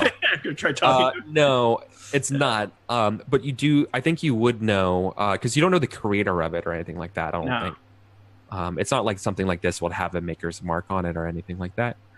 But the big thing from it is that, it's sentient, and so I imagine most magical items from then have either been rendered inert or have had to been reactivated. So something has reactivated this staff. Reawakened. Something very powerful. Comet. Yeah. Yeah. Or the Orellan. So Interesting. yeah. I like it. Okay. Min gets to still be like level 2 exhausted. She just raises the middle finger at all of We're us. so sorry, man. And we have a moral quandary about what to do about the gem. Okay. Then I think as you guys finish up your rest and you guys get ready to hustle over to the comet over these ruins, we're gonna call it here today. And by hustle, you mean keep up staying with the pace of men because Brisk power walk, yeah. Because man. it is nearly time. It is. That's true. So that was an intense fight, and then an intense moral quandary. I'm excited. So we'll go around the table, introduce our cast and crew here, and then we'll go right to Buddy Bars. So we'll start with Eric. Who are you? What are you doing here? And what was it like to jump back into Mythdon? Hey everybody, I'm Eric. I'm Eric Vulgaris on everything. I like it. I felt a little rusty, but then I felt like that rust got shaken off. Man, that the end of that fight was super good. The unforeseen moral quandary also super good. If you like moral quandaries, I do a lot of them in all of the games that I run. I'm in like 7 or so games I think that are streamed. Like I'm in like 10 total, but some of them aren't. I'm a role-playing game extraordinaire. I love a bunch of different systems. This is the first time I'm running a D&D game in a little bit of time, but I'm playing in a couple more. So anyways, this is me. Thank you, Mike, for having me on here. Thank Hell you, yeah, players, for putting up with my bullshit. And thank you, chat, for also saving these rascals. You did. Chat saved our lives. And with all of the nat 20s, almost all the nat 20s tonight, Meta, who are you? What are you doing here? And how exhausted are you? Hi, I'm Metamancer. Both my character and I are exhausted. That was some stressful shit right there. So yeah, I do streaming things on my channel and other people's channel. Lots of D&D content, lots of art, and then I have an obsession with Fallout 4. So there's that. Today's episode was I already knew it was going to be a shitstorm walking in. So I had 2 weeks of pondering time on how the fuck we're going to get out of the shitstorm. So thanks for that, Eric. Appreciate it. I was legit sweating when Zarina was like being carried off into the next level of hell, and here I am like struggling to tug on a fucking rope. So that was fun, but it worked out in the end because we had wonderful people bestowing boons upon us in chat, so that was nice. Yeah. And yes, I am holding on to my 2 nats because I am still at disadvantage, so that's gonna be great. We had Zyrina. Zyrina willingly plunging herself into danger, and then you just threatening to exist. Like, here I am. This is all I can do. It's just be here. Hey, they're doing their best, all right? They're doing their best. Yeah. I still stand by my vote to not go into the maw because I guarantee you it would have been so much worse because it's Eric. And we know. I'm just saying. Still stand by it. Yeah, that's true. We'll jump over to Grant. Who are you? What are you doing here? And what did you think of tonight's episode? Hi, my name's Grant Ellis. I am an independent content creator for 5th edition Dungeons & Dragons and other tabletop role-playing games. I host a show on every week on Encounter Roleplay's YouTube channel called The Story Forge. I am a cast member on this show, as well as next week I'll be a part of the inaugural cast of Classic Crawls on Return to Greyhawk, where we're playing original D&D adventures and AD&D adventures with 5th edition rules, but following kind of a very traditional approach to the game. I'm also the official host and dungeon master for the Dungeons & Dragons World Series, where many teams from all over the world are competing for the title of World Champion of Dungeons & Dragons, competing in old school tournament style D&D. Really, though, if I was to plug anything, follow all these good people. Eric runs some really innovative games on his channel that have introduced me to a lot of different gaming concepts. Meta's a top-notch storyteller and really has high production values on her Call of Cthulhu. And Off the Table with Summer is probably the most inclusive, diverse, and extraordinary gaming community that I've ever paid attention to. And keep watching Mike's stuff. He runs a lot of charity games. I hope you guys can see me on Saturday. I'll be running Tales from the Loop. That's true. Speaking of Summer and Off the Table, Summer, who are you? What are you doing here? And what are you going to do with that stone? Hey everybody, I'm Summer. I run Off the Table. We do a bunch of streaming stuff on Monday, Wednesday, Thursday, Friday. We have a DM talk show where we talk about topics that none of us know about, and we like to like basically if you enjoyed last week's world building episode that we did, that's what Off the Table is like 99% of the time. And we run a bunch of different systems over there, so go check it out if you have a free second. Yeah, I don't know what I'm going to do with it. I am very torn, as I think Zarina is. She doesn't know what to do with it. Tonight was awesome. I almost died. I'll be honest, I was not afraid of dying literally at all. Not even for 1 second. Like, I knew after I got to 30 feet, I was like, I'm going all the way. Like, if this thing takes me up, that's okay. Let's go. I'm going to ride. Yeah. Ride it out. Yeah, and we did it. We killed him. I almost died, but it didn't. And thanks to everybody who donated and saved our butts. Saved our lives. Literally saved our lives. Literally saved our lives. And we'll continue to save our lives next time while we're still exhausted. We're still dying and just being terrible. Yeah, I agree. Awesome game tonight. I love the moral quandary. I include them in all my games. It's my favorite part of role playing is that give and take with morality and all that kind of stuff. So guys, thank you for joining us tonight. If you want to see more, come back tomorrow for 6 and 20 Metropolis, where I get to play a child and he's great. Come back on Thursday for our homebrew D&D game, my homebrew D&D game, and Saturday we're doing a 12-hour stream from 10 a.m. to 10 p.m. Eastern, and 100% of the proceeds go to Extra Life. Currently, we're sitting at almost $4,000 earned for Extra Life this year alone, which blows our last year's goal of $3,000 out of the water. So yeah, stick around and check out that. Summer's going to be there. Grant's going to be there, and it's going to be dope, so check that out. And for now, we're going to go raid our friend Video Store Cowboy, who is currently playing 6 and 20 Metropolis, City of Mist. So go give him all your hot, sticky raid love, and yeah, we'll get the hell out of your hair, guys. And from all of us to you, bye-bye.